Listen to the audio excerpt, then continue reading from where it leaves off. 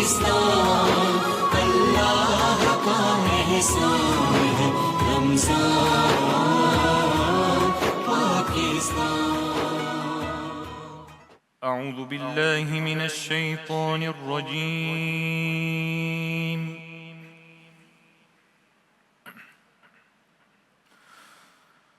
بسم اللہ الرحمن الرحیم۔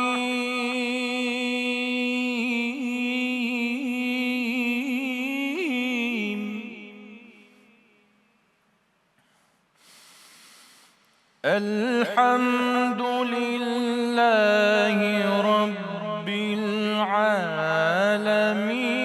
الرحمن الرحیم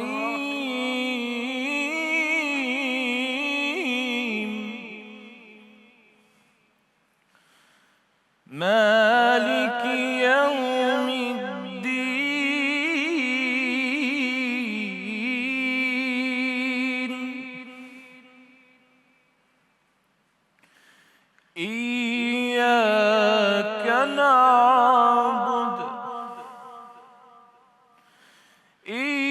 إياك نعبد وإياك نستعين۔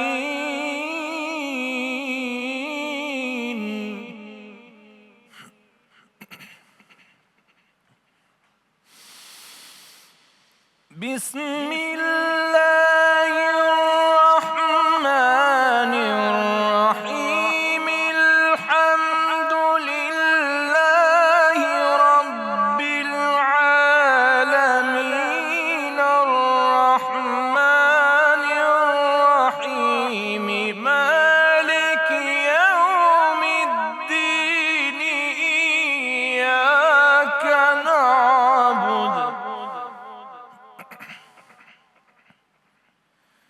إياك نعبد وإياك نستعين۔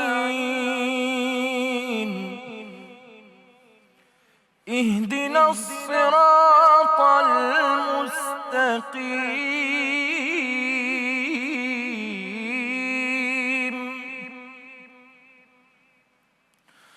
صراط الذين أنعمت عليهم غير المغضوب عليهم ولا الضالين۔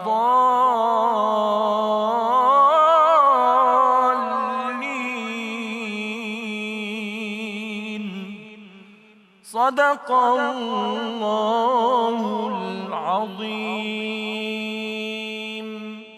ماشاء اللہ، سبحان اللہ۔ ملک کے ممتاز قاری جناب قاری حسیب خان صاحب سورہ فاتحہ کی تلاوت سے ہمارے قلوب کو منور فرما رہے تھے۔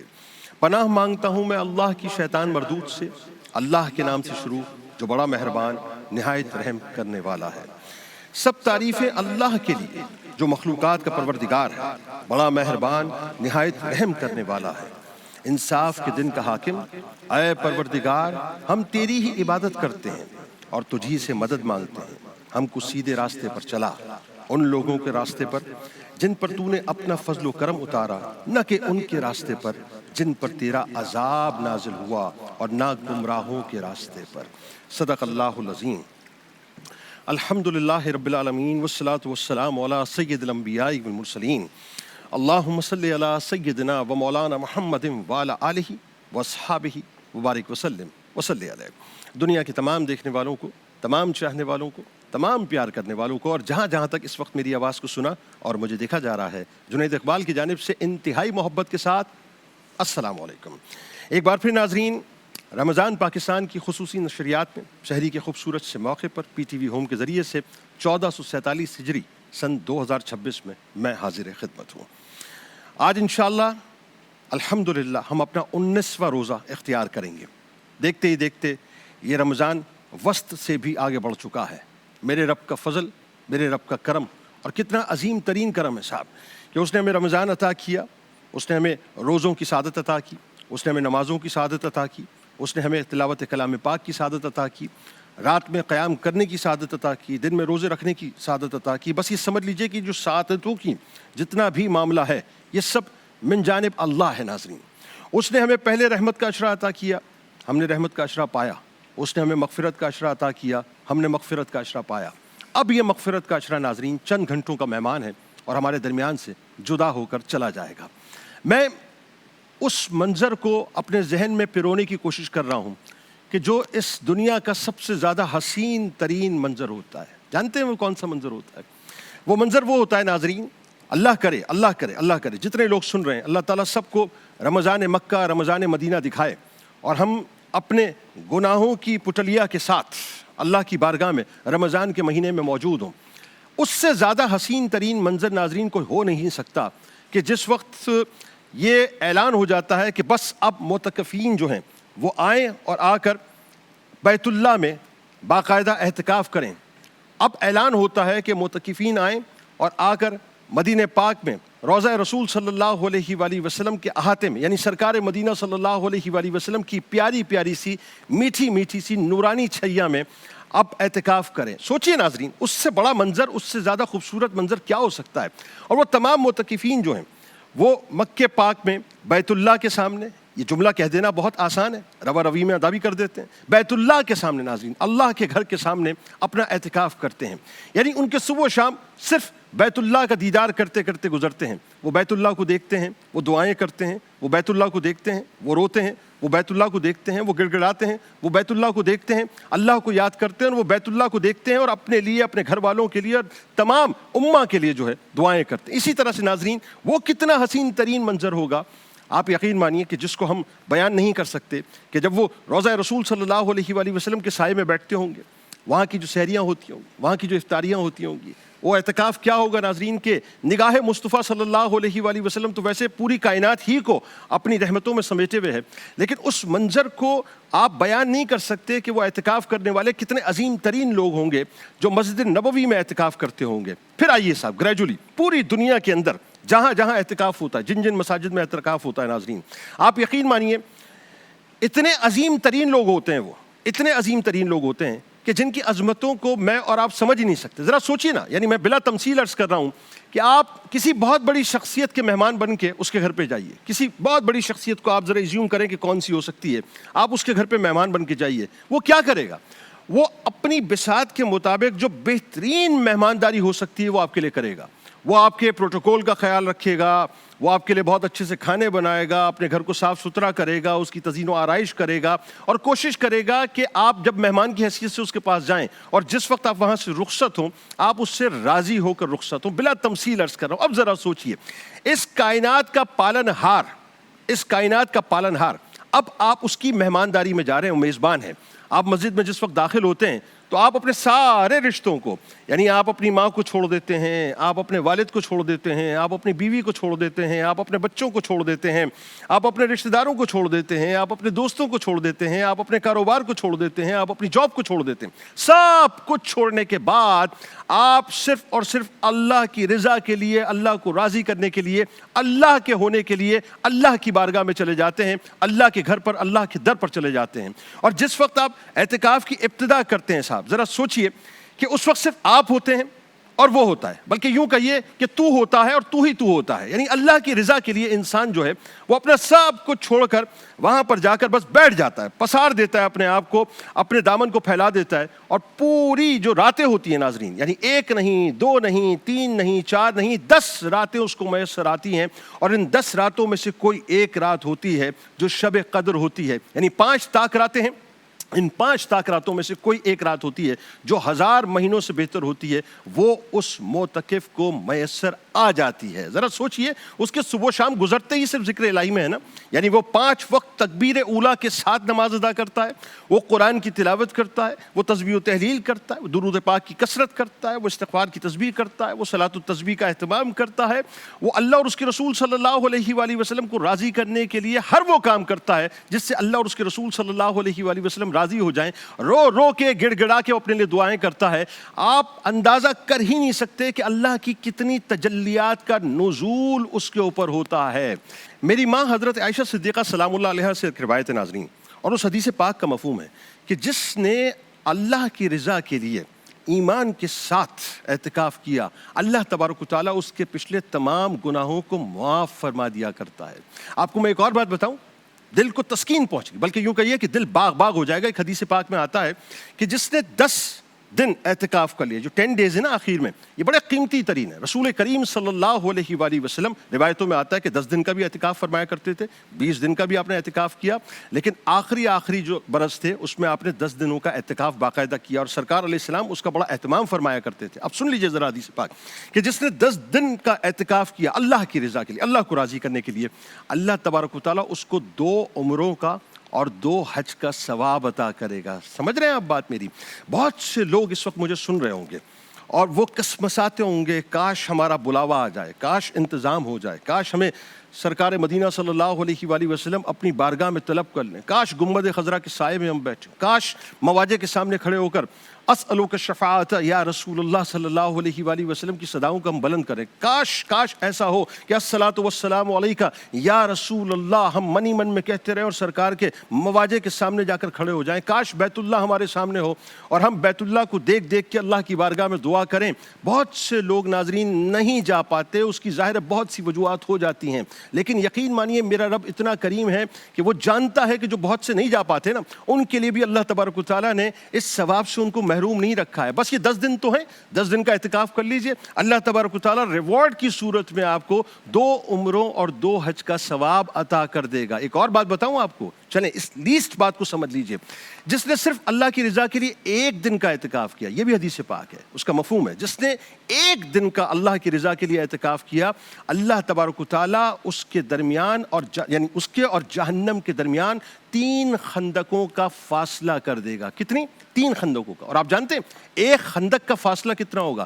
ایک خندق کا فاصلہ مشرق سے لے کر مغرب تک ہوگا۔ جسٹ امیجن، یعنی 1 دن کا صرف اعتکاف اگر آپ کر لیتے ہیں نا، اللہ تبارک و تعالیٰ آپ کو اتنا نواز دیتا ہے کہ 3 خندقیں آپ کے اور جہنم کے درمیان حائل ہو جائیں گی، اور ایک خندق کا فاصلہ مشرق سے لے کر مغرب کے درمیان ہوگا۔ بس اب یہ سمجھ لیجئے، اب آ رہی ہے بات ختم ہو رہی ہے کہ یہ جو سارا معاملہ ہے نا، یہ کیوں اللہ تعالیٰ نے سجایا ہے؟ اس لیے سجایا ہے کہ بندوں پر اللہ تعالیٰ اپنا خاص کرم فرما دے، اس لیے سجایا ہے کہ بندے اگر اپنے راستے سے بھٹک جائیں تو پھر میری بارگاہ میں آ جائیں، اس لیے سجایا ہے کہ اگر غلطی کر دی ہے یا گناہ ہو گئے ہیں، رحمت کے عشرے کو مس کر دیا، مغفرت کے عشرے میں کچھ نہیں کر سکے، تو ابھی بھی مایوس مت ہونا، کیونکہ آخری پورا عشرہ موجود ہے، اعتکاف کی سعادت موجود ہے۔ سب کچھ چھوڑ کر جب بندہ اللہ کی بارگاہ میں جاتا ہے، مجھے بتائیے صاحب، میں بلا تمثیل عرض کر رہا ہوں، آپ اس دنیا سے تو ریوارڈ ملتا ہی نہیں ہے۔ آپ کسی کے لیے اچھا کریں تو یہ ذہن میں رکھیے کہ آپ کو بدلے میں اچھائی نہیں ملے گی، لیکن ایک میں مثال دیے دیتا ہوں کہ آپ اگر کسی اچھے آدمی سے، جسے آپ نسلی آدمی کہتے ہیں، اگر اس کے ساتھ آپ بھلائی کر دیں، آپ کیا سمجھتے ہیں؟ بدلے میں وہ آپ کو ریوارڈ دیتا ہے نا، کیونکہ حل جزاء الاحسان الا الاحسان، احسان کا بدلہ احسان ہے۔ تو بندے کو جب احسان دیتا ہے تو اپنی لمٹ کے مطابق دیتا ہے۔ جس نے اللہ کی رضا کے لیے اپنا سب کچھ چھوڑ دیا، اپنے رشتہ داروں کو چھوڑ دیا، اپنے کاروبار چھوڑ دیا، اپنی جاب چھوڑ دی، سب کچھ چھوڑ کے صرف اللہ کی بارگاہ میں اللہ کو حاصل کرنے کے لیے اللہ کے گھر پہ چلا گیا، اللہ کے در پہ چلا گیا، ذرا سوچئے اس کا مقام اور مرتبہ کیا ہوگا اور اللہ تعالیٰ اس کو کیا ریوارڈ عطا کرے گا، ہم اس کا تصور بھی نہیں کر سکتے۔ آغاز کرتے ہیں۔ ہمارے ساتھ اس وقت 2 شخصیات موجود ہیں، یقیناً کسی تعارف کے محتاج نہیں، قصیدہ بردہ شریف بہت ہی میٹھے انداز سے پڑھتے ہیں۔ پہلی شخصیت ملک کے ممتاز شناخہ جناب حافظ مظہر اشرفی صاحب تشریف فرما ہیں، اور دوسری شخصیت ملک کی ممتاز شناخہ محترمہ سیدہ کوثر علی صاحبہ۔ دونوں سے ملتمس ہوں تشریف لائیے اور آ کر قصیدہ بردہ شریف سے آغاز کیجیے۔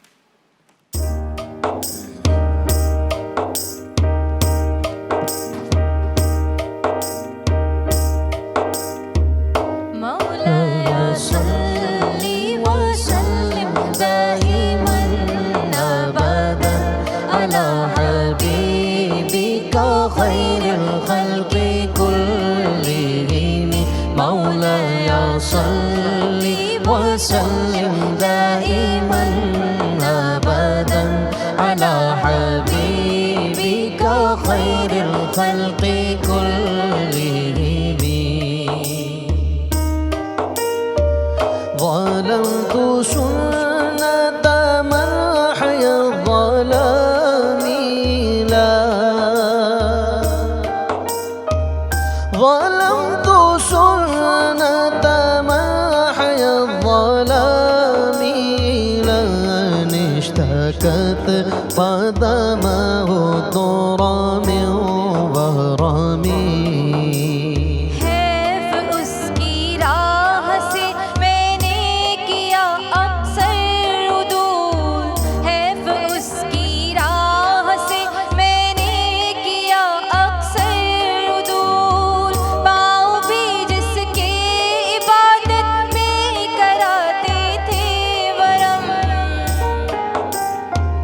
مولاي صل وسلم دائما أبدا على حبيبك خير الخلق كلهم وشد من سراب أحياءه وطوى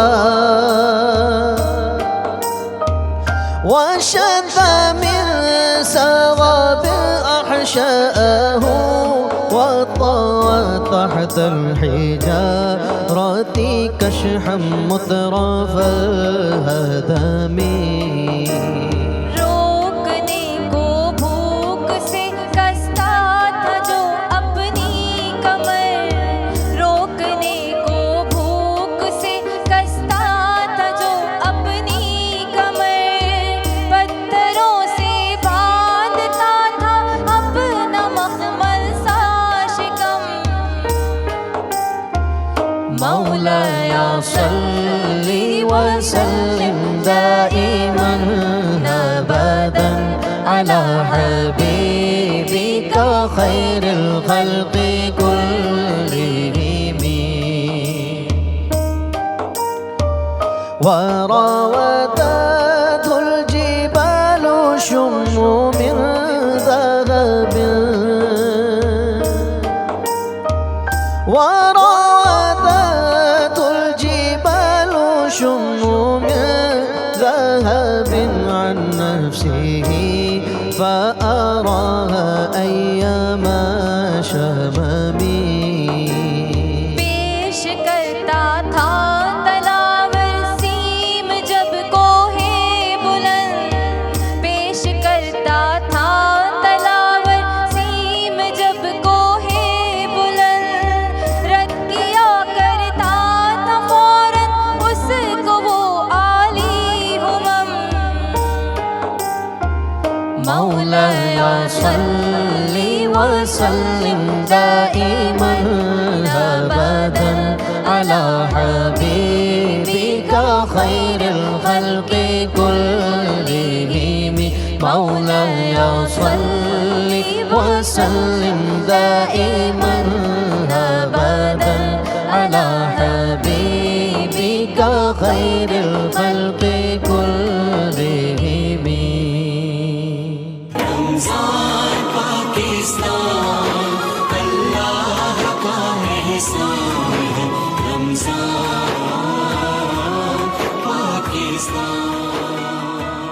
جناب ایک بار پھر میں آپ کو خوش آمدید کہتا ہوں. رمضان پاکستان کی خصوصی نشریات سحری کا موقع ہے اور اب سیگمنٹ ہے رمضان کے پکوان جو کہ اب آپ 19ویں سحری میں انشاءاللہ کھانے جا رہے ہیں اور ہمارے ساتھ موجود ہیں منزہ صاحبہ. آپ کو خوش آمدید. السلام علیکم. وعلیکم تو السلام. آج کیا بنانے والی ہیں؟ آج ہم بنا رہے ہیں smoky barbecue wraps. Again Gen Z. Easy ہوتی ہے نا صحیح ہے. اس لیے. اچھا میں نے یہاں پر چکن بوائل کر لی تھی. بوائل کرنے کا طریقہ میں بتا دیتی ہوں. سالٹ، پیپر، پسی ہوئی لال مرچ، تھوڑا سا سویا ساس اور تھوڑا سا آئل ڈال کے اس کو بوائل کر لینا ہے. بوائل اتنا کرنا ہے کہ بالکل پانی خشک ہو جائے اور پھر آپ اور اس میں پانی بہت زیادہ نہیں ڈالنا ہے اور پھر اس کو شریڈ کر لینا ہے. شریڈ کرنے کے بعد اس طرح سے اس کی شکل ہو جائے گی. ویسے بوائل کرنے کو اردو میں کہتے ہیں پکانا. ابالنا. ابالنا صحیح. ویسے ابالنا ہمیں خوب آتا ہے. اچھا یہ ابل جائے گا تو اچھا یہ شریڈ کر کے آپ اسٹور بھی کر سکتے ہیں. ٹھیک ہے. یہ ابلنے کے بعد اس کے اندر میں ایڈ کر رہی ہوں مینیز. ٹھیک ہے تقریباً آدھا کپ کے قریب ہے. ساتھ ہی میں یہ آ گیا باربیکیو ساس. ٹھیک ہے یہ اس کو ایک اسموکی فلیور دے گا. یہ اس کے اندر باربیکیو ساس ایڈ کر دیتے ہیں. یہ دیکھنے میں بڑا اچھا لگ رہا ہے اس میں. بالکل. اور اچھا اب اس کے اندر تھوڑی سی ہم بلیک پیپر ڈال دیں گے. ویسے تو میں نے بوائل کرتے ہوئے ڈالا تھا بٹ کیونکہ مجھے بلیک پیپر کا ٹیسٹ بہت ہی زیادہ اچھا لگتا ہے تو میں اس لیے اس کے اندر ایڈ کر رہی ہوں. ساتھ ہی میں تھوڑی سی کٹی ہوئی لال مرچ. آپشنل ہے, ڈالنا چاہیں تو ڈال سکتے ہیں, نہیں تو ضروری نہیں ہے. ٹھیک ہے, باقی سالٹ اپنے ٹیسٹ کے حساب سے ایڈ کر سکتے ہیں. اگر آپ کو لگتا ہے کہ کم ہے تو آپ اس میں ایڈ کر سکتے ہیں. ویسے میں نے بوائل کرتے ہوئے ڈالا تھا تو آئی ڈونٹ تھنک کہ اس کے اندر ابھی فی الحال ضرورت ہے. ویسے بہتر تو یہ ہے کہ نمک کا استعمال جو ہے ریکمینڈڈ ہے کہ مطلب کم کیا جائے, کیونکہ دیکھیں ابھی میں نے جو ساس استعمال کیا ہے اس کے اندر بھی آلریڈی کم کیا جائے تو زیادہ بہتر, زیادہ اچھا ہے, موجود ہوتا ہے. اچھا یہ دیکھیں یہ اس طرح سے یہ ریڈی ہو گیا. اچھا اس طرح سے اس کو بنا کے بھی اسٹور کر سکتے ہیں اور استعمال کیا جا سکتا ہے. یہ دیکھیں لیکن ڈیلی فریش بنائیں تو زیادہ وہ زیادہ اچھا ہے. بالکل ایسا ہی ہے, وہ زیادہ اچھا ہے. ساتھ ہی میں یہاں پہ میرے پاس ٹورٹیا ریپس موجود ہیں. اس کو میں تھوڑا سا سیک لوں گی اور پھر سیکنے کے بعد اس کو کریں گے اسمبل کرنے کے لیے یہاں پہ میرے پاس کیوکمبرز موجود ہیں, لیٹس ہے اور ٹومیٹوز ہیں. یہ بس اس کے ساتھ یہ شریڈڈ ہم اس کے اندر ایڈ کریں گے ٹورٹیا ریپس کے اندر اور پھر اس کے اندر اس طرح سے فلنگ کر لیں گے اور ریپ کر لیں گے. بالکل. اور اسی طرح سے پتہ ہے یہ ابھی تو میں ٹورٹیا ریپس یوز کر رہی ہوں, ویسے جو منی بنز ہوتے ہیں وہ اس کے اندر بھی یہ فلنگ ہو سکتی ہے. بالکل. تو ایک طرح سے نا وہ پولڈ بنز جو ہوتے ہیں نا, پولڈ چکن, 1 بائٹ یا 2 بائٹ, بالکل اس طرح سے ریڈی ہو جائے گا. ابھی دیکھیں تھوڑا سا ہو گیا تو میں اس کے اندر یہ چکن فل کروں گی. کوانٹٹی اپنے حساب سے ایڈ کر سکتے ہیں. صحیح. But I feel like wrap ہے تو جتنا ایک ہی کھانے سے پیٹ بھر جانا چاہیے تو اتنی تو کوانٹٹیز کے اندر ایڈ ہونی چاہیے. ہاں زیادہ ویسے بھی شہری میں اوائڈ کرنا چاہیے, لیکن ہمارے یہاں تو صاحب بس جب تک وہ یہاں تک ہم نہ بھر لیں نا ہمیں چین نہیں آتا, اور آخر میں پھر اس کے بعد پانی پی رہے ہوتے ہیں 2-3 گلاس, پھر چائے بھی چاہیے ہوتی ہے, پتہ نہیں کیا کیا چاہیے. آئی تھنک وہ مائنڈ کا ہی اپنا ہوتا ہے کہ ہاں وہ یہاں سے پرابلم یہاں سے, بالکل یہاں سے کہ جب تک وہ یہ نہیں کر لیں گے تو روزہ جو ہے وہ صحیح نہیں پیٹ بھری ہوئی نہ دکھے تب تک سکون نہیں ملتا, پیٹ نہیں بھرتا. لیکن جتنا آپ مطلب لائٹ کھائیں گے اتنا اچھا ہے. بالکل ایسا ہی ہے. اب دیکھیں اس کو اس طرح سے ریپ کر لیں گے اور یہ آپ کے اس طرح سے ریپس ریڈی ہوں گے. واہ. ٹھیک ہے. اب اس کو کیا کریں گے کہ تھوڑا سا بالکل آئل, اوکے, تاکہ یہ تھوڑا سا جو ہے نا کرسپی ہو جائے. جس کا ٹورٹیا ریپ ہے اس کو تھوڑا سا کرسپی کر لیں گے. ایک اچھا سا کرنچ سا آ جاتا ہے, کرنچ آ جائے گا. بالکل ٹھیک ہے, اچھا لگتا ہے ٹیسٹ میں. ٹھیک ہے. یہ اس طرح سے ہوگا, تھوڑا سا گولڈن ہو جائے گا تو پھر ہم اس کو ریموو کر لیں گے. اب آپ دیکھ سکتے ہیں کتنی ایزی یہ ریسیپی تھی اور کتنی جلدی یہ ریڈی ہو جاتی ہے. آسان کر دیا زندگی کو آپ نے. اب آپ خود بتائیں, اب اس میں دیکھیں, اب یہ دیکھیں گولڈن سا کلر آ گیا اس کے اوپر. یہ ہیلدی بھی ہے.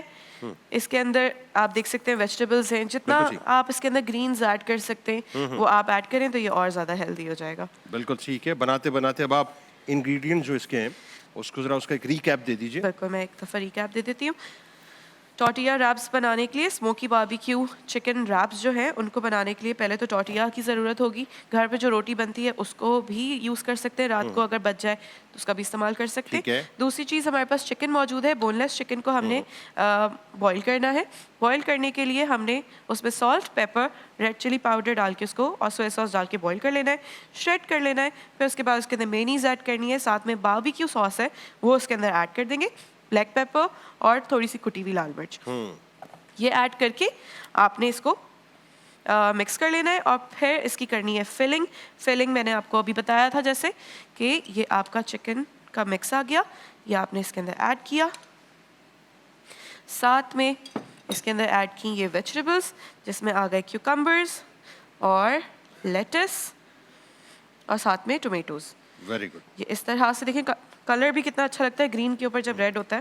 نہیں ویسے بھی گرین ویجیٹیبلز جو ہے نا وہ ہمیں استعمال بہت زیادہ کرنی چاہیے اپنی. اور یہ دیکھیں یہ اس طرح سے ہو گیا. بالکل ٹھیک ہو گیا. نیکسٹ آپ کا اسٹیپ ہو گیا کہ آپ نے تھوڑا سا آئل ڈالنا ہے, بہت کم, اور اس کو کر لینا ہے تھوڑا سا براؤن تاکہ یہ اچھا سا ایک کرسپی سا ہو جائے, لک بھی اچھا ہو جائے گا گولڈن سا اور ٹیسٹ میں بھی بہترین ہو جائے گا. ٹھیک ہو گیا. یہ دیکھ سکتے ہیں زبردست. اسی طرح سے شہری تیار ہو گئی. بالکل. اس کو بنز میں بھی ایڈ کر سکتے ہیں, بریڈ میں بھی اس کو ایڈ کر کے کھا سکتے ہیں. جو بھی دیکھیں شہری میں تو آپ کو ایسا ہوتا ہے کہ جلدی چیزیں کرنی ہوتی ہیں, اتنا زیادہ ٹائم بھی نہیں ہوتا. اور اچھی بات یہ ہے کہ کچن میں ٹائم زیادہ اسپینڈ کریں بھی نا, عبادت میں زیادہ لگائیں تو وہ زیادہ بہتر ہے.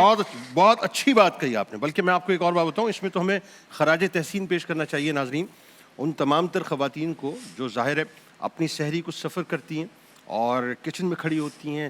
وہاں سے میاں جو ہے میاں صاحب آواز لگا رہے ہیں بھائی چائے ابھی تک نہیں آئی, وہاں سے بچہ کہہ رہا ہوتا ہے مما روٹی ابھی تک نہیں آئی, وہاں بیٹی بیٹھی ہوئی کہہ رہی ہوتی ہے مما کچھ میٹھا ہو جائے, کچھ اس میں جو ہے وہ اپنا وہ کیا ہوتا ہے وہ رات کو جو کھجلے پھینیاں وغیرہ جہاں وہ آ جائیں. لیکن وہ ایک عورت جو ہے وہ ہر جگہ پہ جو ہے منہ دے رہی ہوتی ہے اور سب کو جو ہے انٹرٹین کر رہی ہوتی ہے اور سب کا اہتمام سب کے لیے کھانے کا اہتمام کر رہی ہوتی ہے. سلیوٹ ہے ان تمام خواتین کو. بہت شکریہ آپ کا کہ آپ تشریف لائیں.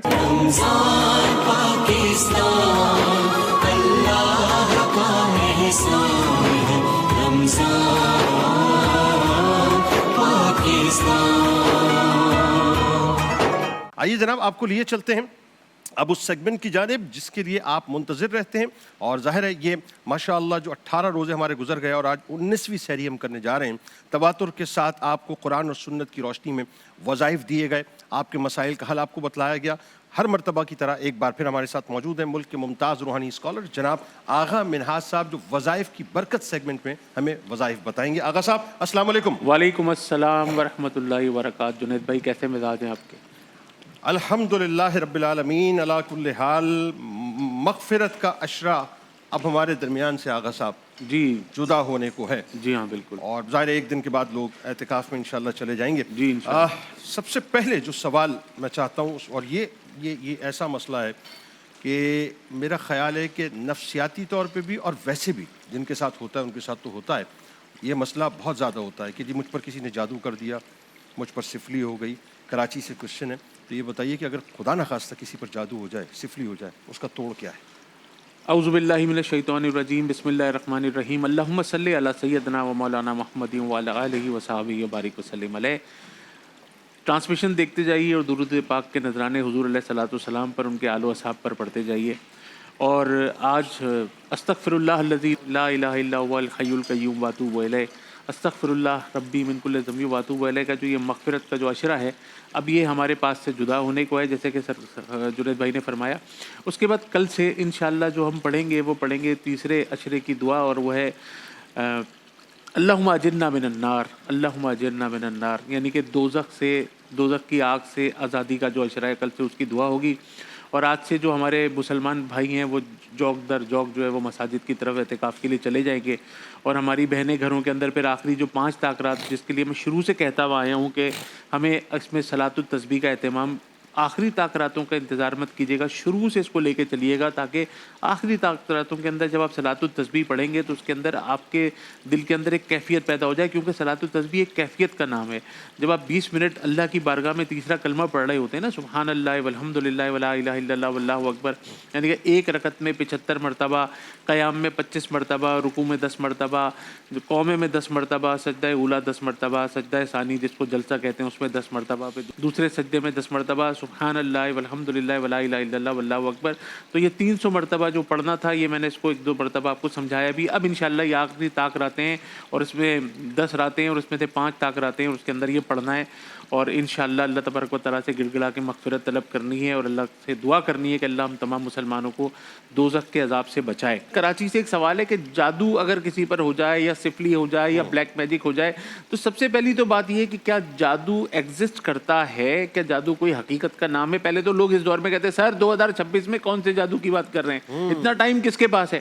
تو آج تھوڑا اس کے بارے میں جنید بھائی کے ساتھ اجازت سے آپ لوگوں سے گفتگو کی سعادت حاصل کرنا چاہوں گا۔ حضور علیہ الصلوۃ والسلام پر یہودی نے جادو کرنے کی کوشش کی اس لیے کہتا ہوں کہ جادو ایک بری چیز ہے، اور اس کا اثر انبیاء علیہ الصلوۃ والسلام پر نہیں ہوتا، اور سرکار علیہ الصلوۃ والسلام کو حضرت جبرائیل امین کے ذریعے اللہ تبارک و تعالیٰ نے آگاہ فرمایا، اور اس کے بعد صحابہ کرام نے، حضرت علی کرم اللہ وجہہ الکریم نے ایک کنویں کے اندر اترے، اور اس کنویں میں جا کر دیکھا بالوں کا گچھا اور کنگھی، اس کے اندر کسی نے کہ حضور کے بال مبارک لے کے، منہ مبارک لے کے اس کے اوپر گرے لگی ہوئی تھیں، وہ جادو کرنے کی کوشش کی گئی تھی، اور اس طرح سورہ فلق اور سورہ ناس جس کو موعظتین کہتے ہیں یہ نزول ہوا، ایک مرتبہ ایک آیت پڑھتے جاتے تھے اور گرہ کھلتی جاتی تھی۔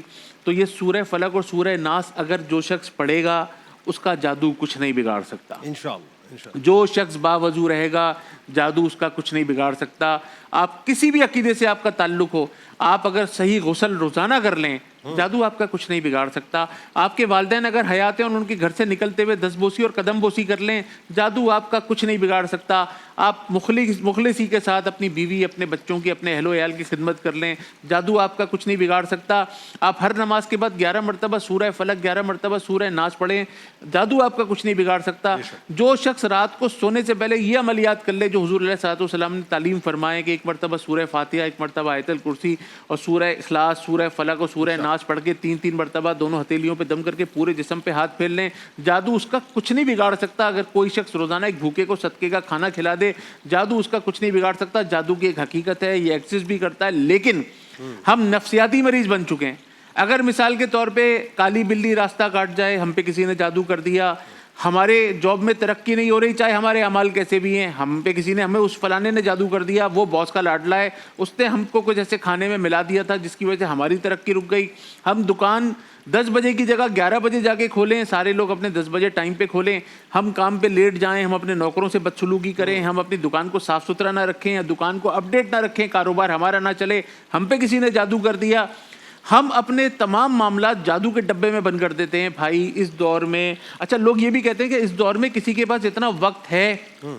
میں آپ کو ایک بات بڑی اس ٹرانسمیشن کی نسبت سے, رمضان شریف کی ٹرانسمیشن کی نسبت ہے, چونکہ وظائف کا سیگمنٹ ہے جنید بھائی, میں آپ کو حقیقت بتانا چاہ رہا ہوں. لوگ کہتے ہیں کہ اس دور میں کسی کے پاس جادو کا ٹائم نہیں ہے, ایسا بالکل بھی نہیں ہے.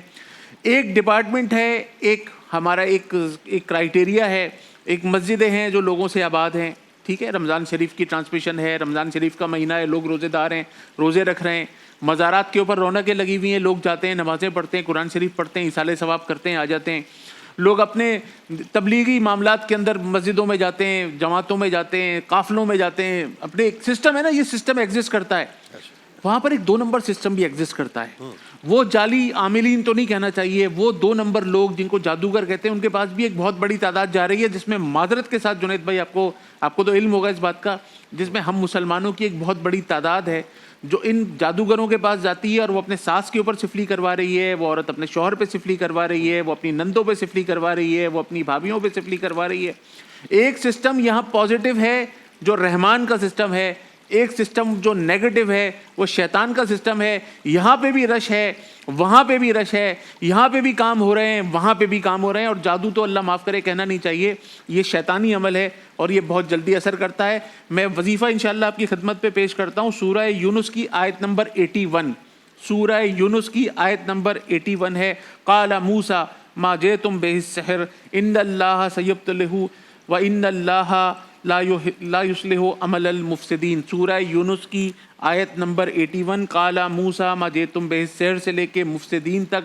اگر عشاء کی نماز کے بعد 100 مرتبہ پڑھیں اور ہر نماز کے بعد 40 مرتبہ سورہ فلق, 40 مرتبہ سورہ ناس پڑھیں, پانی پہ دم کریں اور پئیں. اگر آپ کو ایسا لگتا ہے, اچھا اب جادو کس کو لگتا ہے, اب یہ بھی ایک سوال ہے نا, کس کے کیسے پتہ جادو ہے. جی یس. اگر آپ کو ایک بیڈ اسمیل ہر وقت فیل ہو رہی ہے کہ یار ایک بو سی آ رہی ہے جو کسی کو نہیں آ رہی, آپ کو آ رہی ہے, سمجھ لیجئے کہ آپ کے اوپر کسی نے کچھ شرارت کی ہے. اگر مثال کے طور پہ آپ ناپاکی کے اندر خوش ہیں اور آپ پاک ہونا نہیں چاہتے, آپ چاہتے ہیں کہ پڑے رہیں اسی حالت میں, سمجھ لیجئے کہ کوئی پرابلم ہے. آپ کو کوئی لگے کہ آپ کے ارد گرد کوئی ہے اور کسی اور کو نہ لگتا ہو, سمجھ لیجئے کہ آپ کے اوپر کچھ ہے. نمازوں میں آپ کا دل نہ لگے, سمجھ لیجئے کچھ ہے, کیونکہ یہ چیزیں آپ کو نمازوں سے دور کرتی ہیں, قرآن پاک سے دور کرتی ہیں. اور اگر ہر وقت آپ چڑچڑے پن میں رہیں, ہر وقت غصے کی حالت میں رہیں, ہر وقت لڑائی جھگڑے میں رہیں, پازیٹیو محنت کرتے ہوں اور ناکامیاں مستقل آپ کے نصیب میں ہوں, تو آپ سمجھ لیجئے کہ آپ کے اوپر جادو ہے. اور اگر ایسا کچھ ہے تو اس کا طریقہ میں نے بتا دیا. سورہ یونس کی آیت نمبر 81, قال موسیٰ ما جئتم بہ السحر, مفسدین تک پڑھیں. رات کو سونے کے جو عملیات ہیں, سورہ فاتحہ, آیت الکرسی, سورہ اخلاص, سورہ فلق اور سورہ ناس 3 دفعہ پڑھ کے اپنے پورے جسم پہ ہاتھ پھیریں. روزانہ ایک بھوکے کو صدقے کا کھانا کھلائیں. انشاءاللہ تبارک و تعالیٰ جادو آپ کا کچھ نہیں بگاڑ سکتا. انشاءاللہ. جی آغا صاحب بہت شکریہ, آپ تشریف لائے اور بہت خوبصورت گفتگو رہی. ناظرین ہمارے ساتھ جڑے رہیے. بس ایک مختصر سا وقفہ لیتے ہیں, لوٹ کے علم کے موتی سمیٹنے کے لیے یقیناً ہم سب منتظر رہتے ہیں. اور آج آپ کو بتلائیں گے, چونکہ ظاہر ہے بہت سے لوگ اعتکاف کرنے جا رہے ہیں اور انشاءاللہ ارادہ بھی کیا ہوگا, نیت بھی کی ہوگی, تو اعتکاف کرنا کیسے, اعتکاف کے مسائل کیا کیا ہیں, اس پر انشاءاللہ گفتگو ہوگی. بس ملتے ہیں ایک مختصر سے وقفے کے بعد.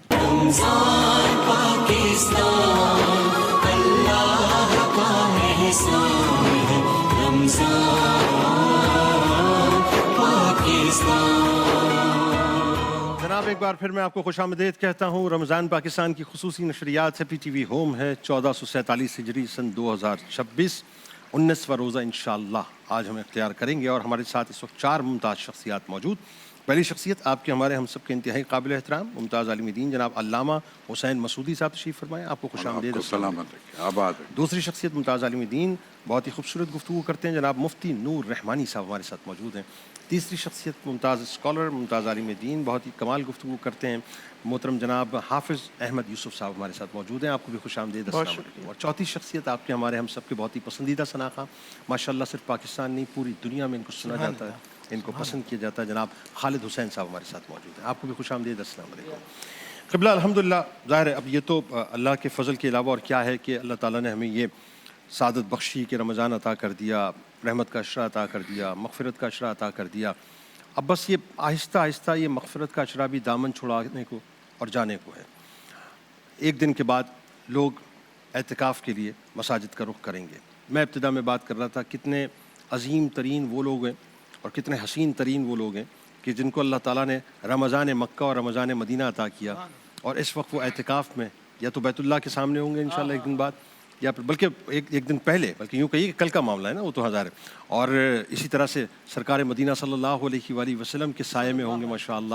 تو کیا ظاہر ہے ان کی رفتیں. لیکن عمومی طور پہ جب مسلمان اعتکاف کے لیے جاتے ہیں تو ہمارے یہاں اعتکاف کا جو کنسیپٹ ہے وہ صحیح طور سے مجھے لگتا ہے ابھی تک اس طرح سے پاپ اپ نہیں ہوا جس طرح سے پاپ اپ ہونا چاہیے. آئیے ذرا اس کے فضائل سے آغاز کرتے ہیں. اعتکاف ہے کیا؟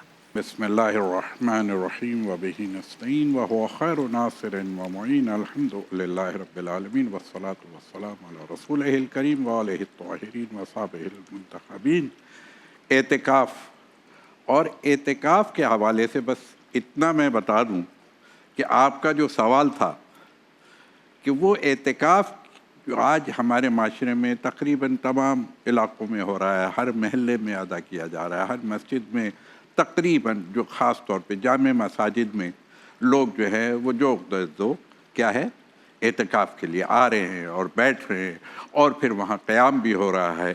لیکن اس کی روح مفقود ہو گئی ہے، اس کی روح اب وہاں موجود نہیں ہے. جسم تو ہیں، روح اعتکاف سے محروم ہے. اب یہ کیوں ہے؟ تو اعتکاف کے اگر لفظ معنی کوئی دیکھیں عین کاف فے، اس کے مختلف لغات کے حوالے سے اور خاص طور پہ روکنا، رجوع کرنا، اپنے رابطے کو مضبوط تر کرنا. ہم اپنا گھر، یہ ماہ رمضان المبارک، یہ ہمارا گھر ضیوف الرحمن، آپ اللہ کے پورے مہینے مہمان ہو گئے تھے. اللہ کے آپ کے گھر میں اللہ کا دسترخوان لگتا تھا.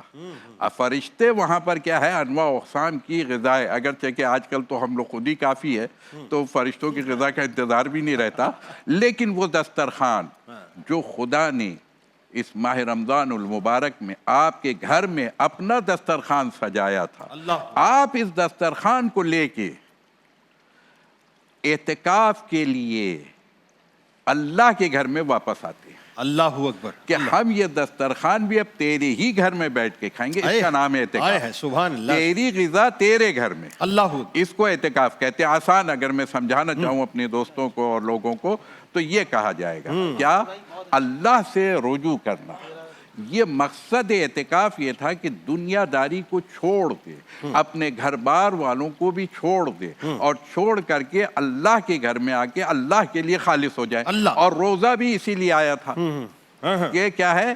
الصوم لی، یہ روزہ تو میرے لیے تھا. تو ہم نے کہا جو روزہ تیرے لیے ہے وہ تیرے ہی گھر میں جا کے رکھیں گے. اسی کا نام اعتکاف تھا. اور بس اس کو اگر ہم دیکھیں تو یہ اعتکاف کی فضیلت قرآن مجید میں بارہا آئی. اس کی فضیلتوں کے حوالے سے یہاں تک روایات ملتی ہے جو احادیث مبارکہ نے فرمایا کہ کیا ہے؟ ایک حج اور عمرے کا ثواب. اللہ اکبر. ایک اعتکاف، ایک حج اور عمرے کا ثواب.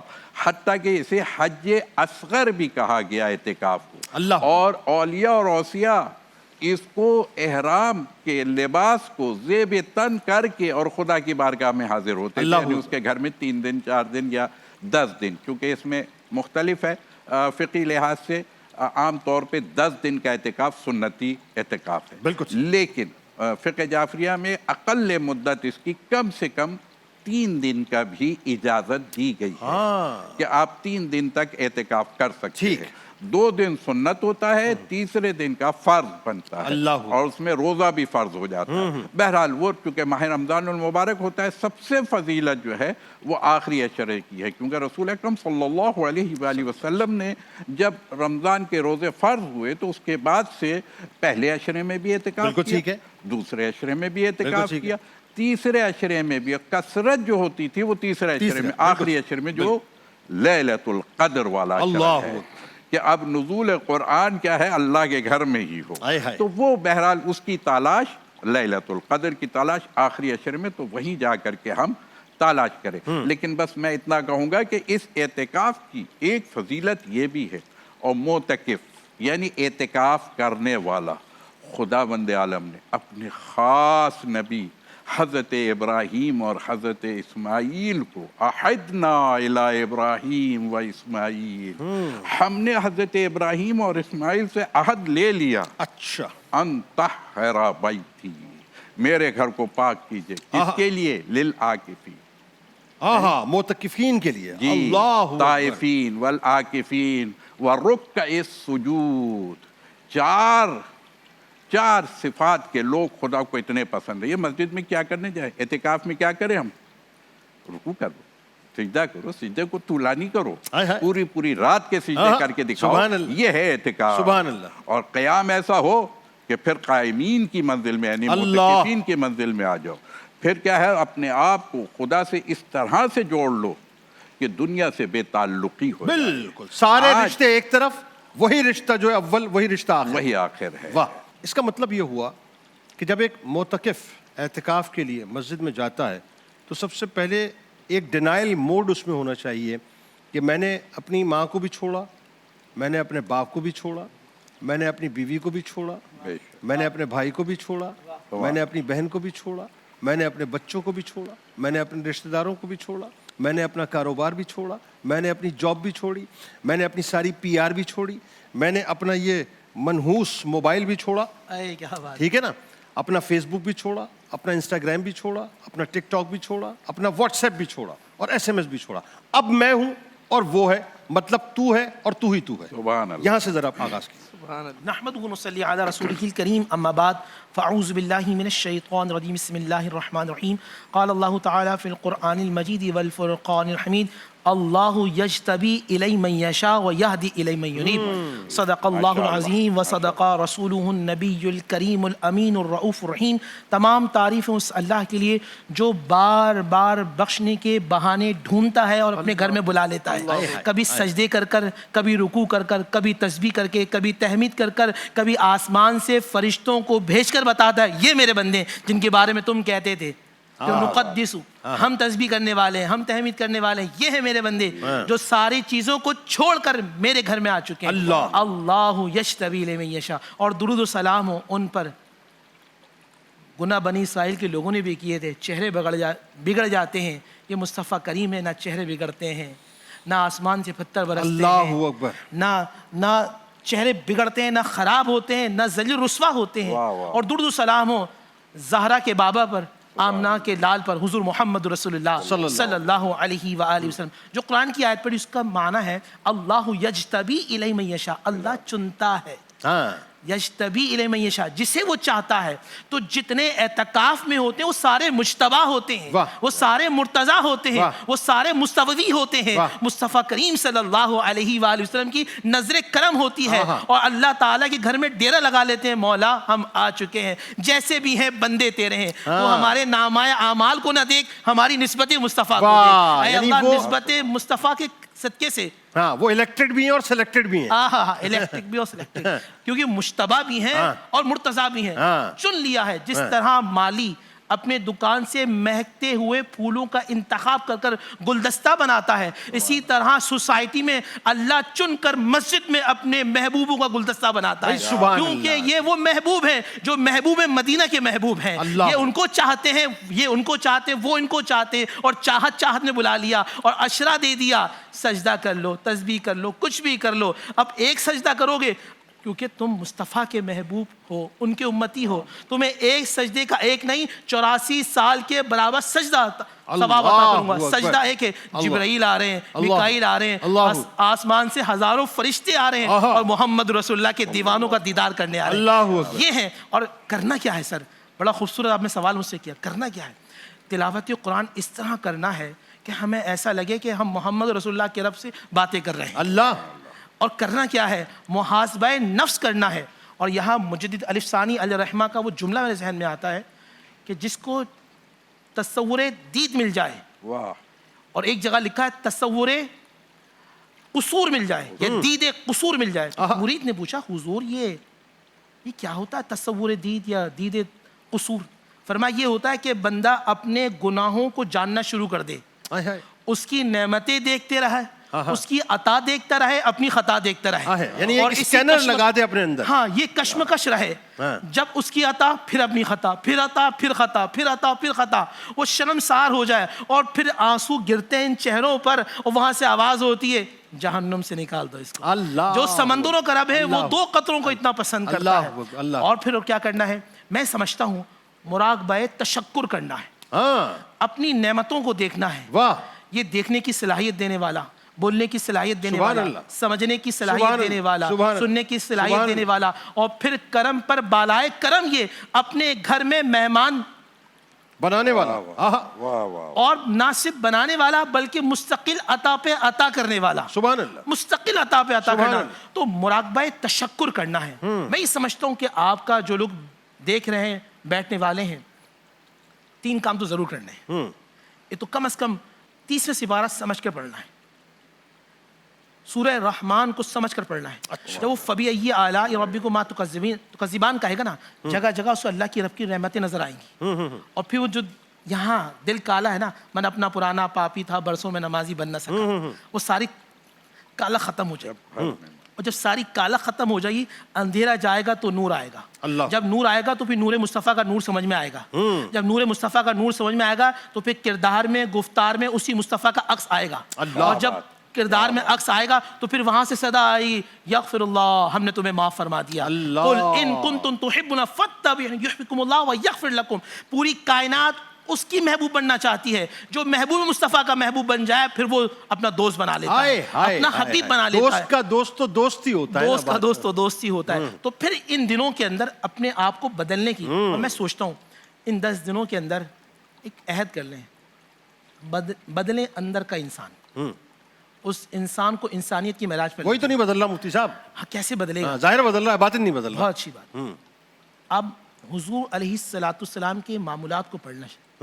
فجر میں کیا کرتے تھے؟ چلے چھوڑے، حضور ملتے کیسے تھے، حضور سنتے کیسے تھے، حضور دیکھتے کیسے تھے، حضور کھاتے کیسے تھے، حضور پیتے کیسے تھے، حضور گلے ملتے تھے۔ میں اور آپ ابھی کھڑے ہو کے گلے ملیں، یا احمد صاحب میں اور حضور کی محبت میں، حضور کے انداز کے مطابق معانقہ کریں گے، گلے ملیں گے، اور جدا ہونے سے پہلے اللہ دونوں کی بخشش و مغفرت فرما دے گا۔ شرط یہ ہے کہ درود پاک کا، درود مصطفیٰ ہو اور حضور کی محبت ہو، کسی کو دکھانا نہ ہو بلکہ مصطفیٰ کو منانا ہو۔ مصطفیٰ کو منانے کے لیے کریں گے، یہاں بھی کامیاب ہو جائیں گے، کل قیامت کے دن بھی کامیاب ہو جائیں گے۔ بالکل ٹھیک، بہت خوبصورت گفتگو ہے۔ اچھا، یہ چونکہ ظاہر ہے بات میں نے اسپیسیفک اس اعتبار سے تو نہیں کی تھی، لیکن میں اسپیسیفک اب بات کرنا چاہتا ہوں کیونکہ خواتین بھی اعتکاف کرتی ہیں۔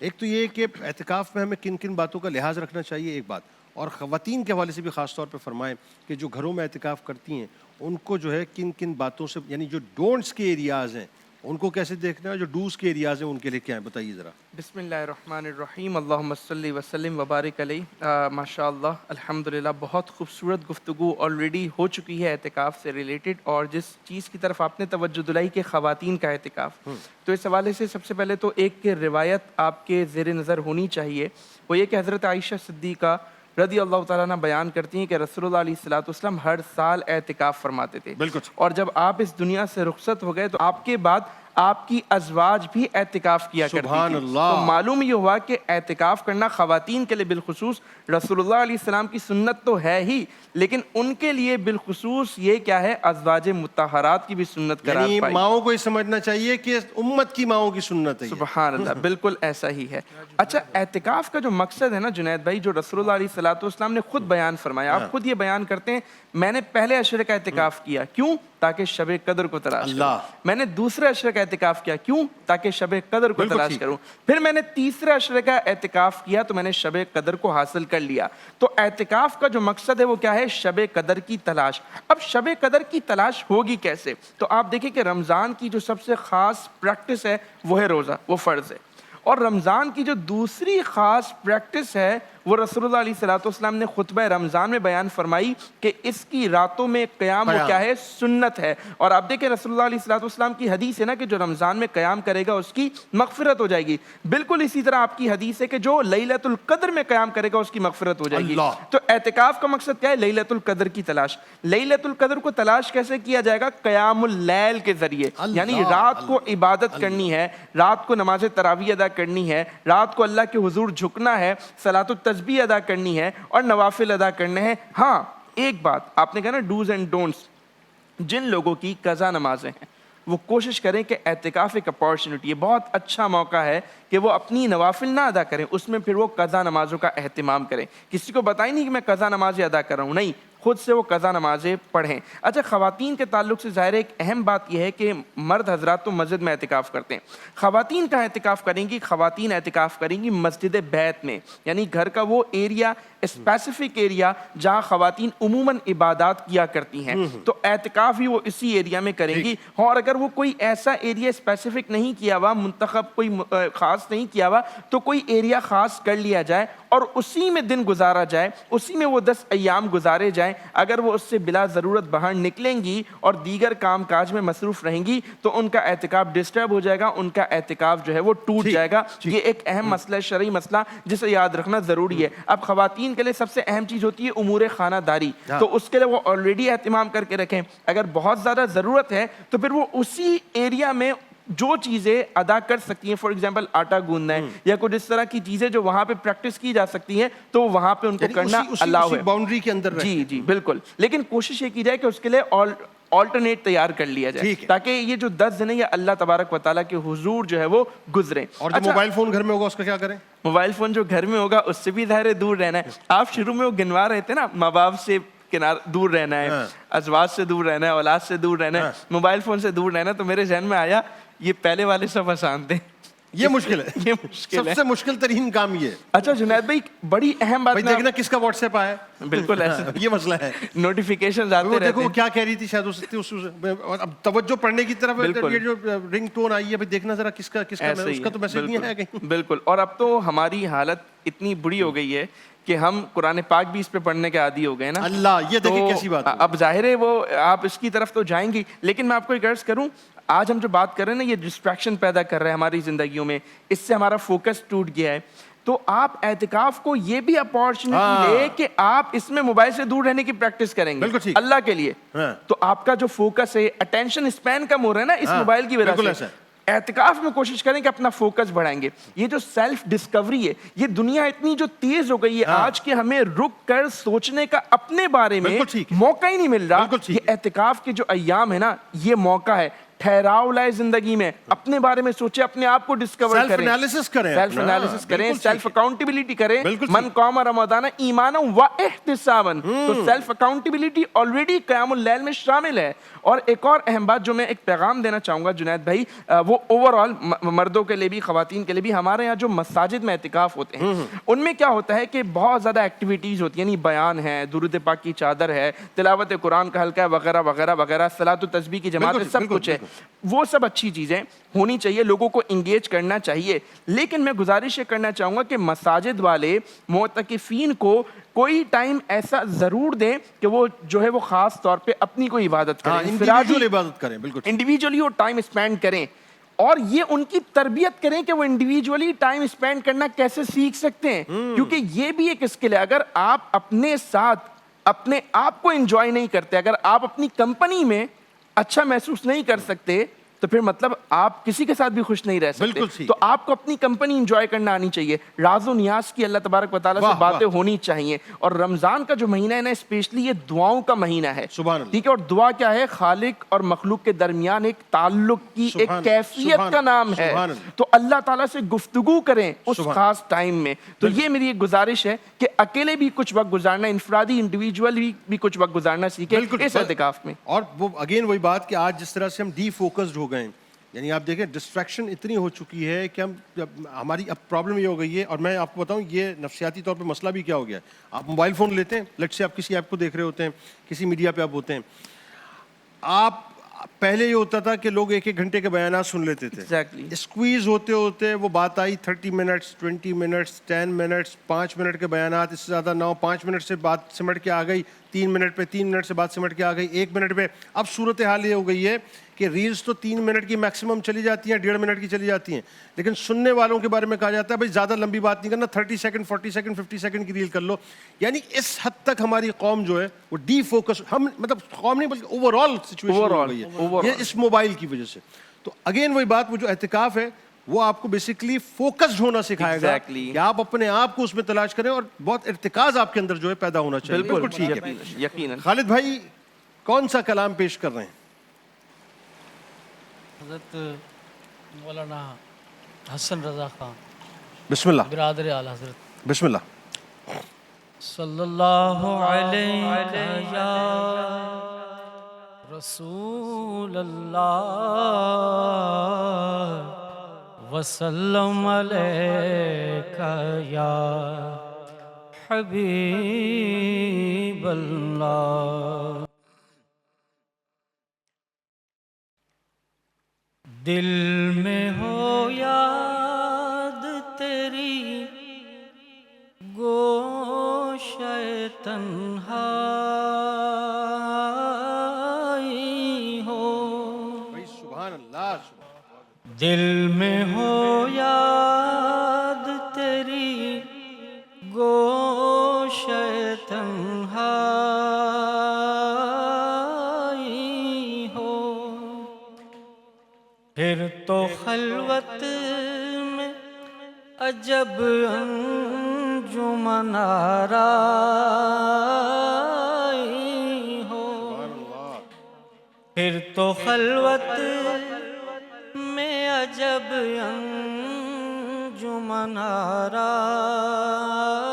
آرائی ہو. ایک جھلک دیکھنے کی تاب نہیں عالم کو, ایک جھلک دیکھنے کی تاب نہیں عالم کو, وہ اگر جلوہ کریں کون تماشا اللہ. وہ اگر جلوہ کریں کون تماشا ہو, یہی منظور تھا قدرت کو کہ سایہ نہ بنے,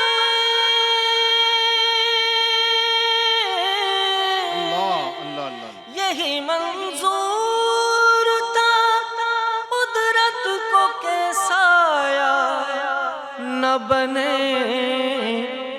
ایسے یکتا کے لیے ایسی ہی یکتا, ایسے یکتا کے لیے ایسی ہی یکتا. اور یہ شعر خاص طور پر توجہ طلب. آج جو عیب کسی پر نہیں کھلنے دیتے, آج جو عیب کسی پر نہیں کھلنے دیتے, چاہیں گے میری حشر رسوائی ہو، کب وہ چاہیں گے میری حشر میں رسوائی ہو، ارے کب وہ چاہیں گے میری حشر میں رسوائی ہو۔ اور یہ آخری شعر اور زیادہ توجہ طلب، کبھی ایسا نہ ہوا ان کے کرم کے صدقے،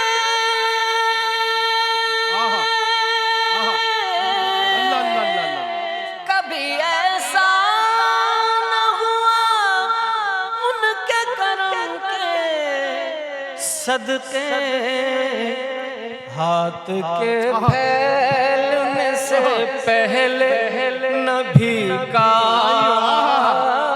بھائی کیا کہہ رہے ہیں بھائی؟ دوبارہ آتا ہو، دوبارہ آتا ہو۔ سبحان اللہ، سبحان اللہ۔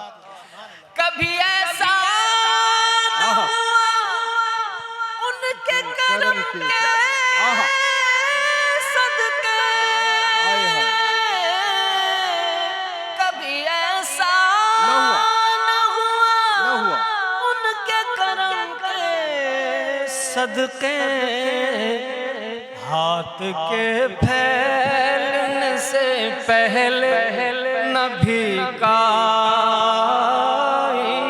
ہو، ہاتھ کے پھیلنے سے پہلے نہ بھیکائی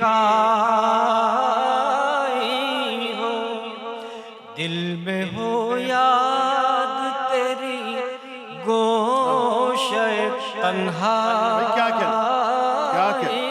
ہو، اتقاف کبھی اس میں ذکر ہے کہ دل میں ہو یاد تیری گوشہ تنہائی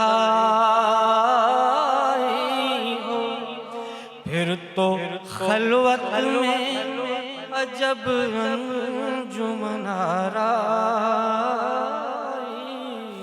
ہو۔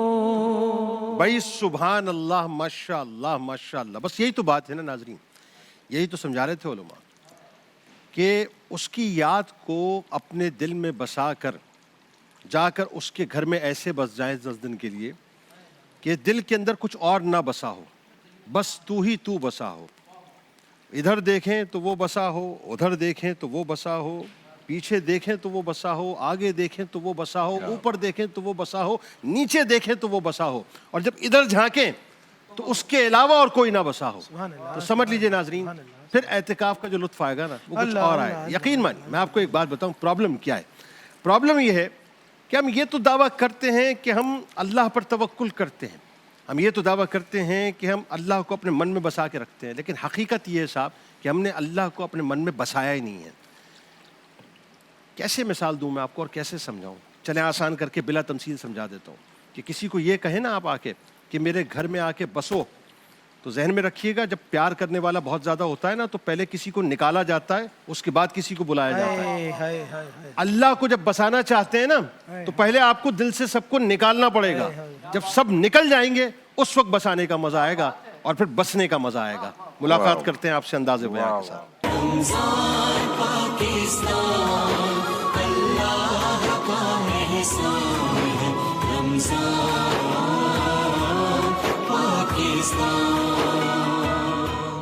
جناب ایک بار پھر رمضان پاکستان کی خصوصی نشریات میں سیگمنٹ ہے انداز بیاں، اور اس وقت آپ موجود ہیں 1447 ہجری سن 2026 میں، اور میں ہوں آپ کا میزبان جنید اقبال۔ اس سیگمنٹ کو اسپانسر کیا ہے مزیدار حلیم نے، حمزہ کلیکشن نے، نیلسن پینٹس نے، طفل ڈائپرز نے، ون ایپل نے اور مرحبا گل بہار نے۔ اور مرحبا گل بہار کی طرف سے ناظرین ایک بائک بھی آج ہم اناؤنس کر رہے ہیں۔ ظاہر ہے یہ بائک اس خوش نصیب کو جائے گی، یعنی 30 ونرز جو ہمارے پورے مہینے کے ہوں گے ان میں سے کسی ایک خوش نصیب کا نام قرآن کے ذریعے سے نکلے گا جن کو گل بہار کی طرف سے بائک جائے گی۔ ہمارے ساتھ اس وقت 3 کنٹیسٹنٹ موجود ہیں۔ پہلے کنٹیسٹنٹ ہیں حاشر، دوسری ہیں نور الایمان اور تیسری کنٹیسٹنٹ ہیں رہین خان۔ تینوں کو خوش آمدید، السلام علیکم۔ کنڈکٹ سمجھ لیجئے 3 منٹ آپ کے پاس ٹوٹل ہوں گے خطاب کے لیے. 2.5 منٹ میں بز ہوگا, 3 منٹ میں آپ نے وائنڈ اپ کرنا ہے. پوڈیم آپ کے پاس موجود ہے, کیمرہ آپ کے پاس موجود ہے, پوری دنیا آپ کو سن رہی ہوگی. دیکھیں کس طرح سے آپ متاثر کر پاتے ہیں. اور موضوع ہے نہیں تیرا نشیمن قصر سلطانی کے گنبد پر تو شاہی ہے بسیرا کر پہاڑوں کی چٹانوں میں. آئیے تشریف لائیے. سب سے پہلے ہمارے ساتھ موجود ہیں حاشر صاحب. اور حاشر صاحب آئیے, آپ کا وقت شروع ہوتا ہے اب. دلیل صبح روشن ہے ستاروں کی تنک تابی, افق سے آفتاب ابھرا گیا دورے گراں خوابی. مسلمہ کو مسلمہ کر دیا طوفان مغرب نے, تلاطم ہائے دریا ہی سے ہے گوہر کی سیرابی. یہ ترانہ بیداری, یہ پیام خداگاہی در حقیقت ایک فکری زلزلہ ہے صدر علی وقار, کہ جو ایوان غفلت میں زلزلہ پیدا کر دیتا ہے. کہ ایسی صدا میں ایک نعرہ گونجتا ہے, نہیں تیرا نشیمن قصر سلطانی کے گنبد پر تو شاہی ہے بسیرا کر پہاڑوں کی چٹانوں میں. یہ صدر علی وقار مومن کے لیے عیش و عشرت کوئی معیار عظمت نہیں. تاج کی جھلک سر کو سجاتی ہے مگر دل کو جگاتی نہیں.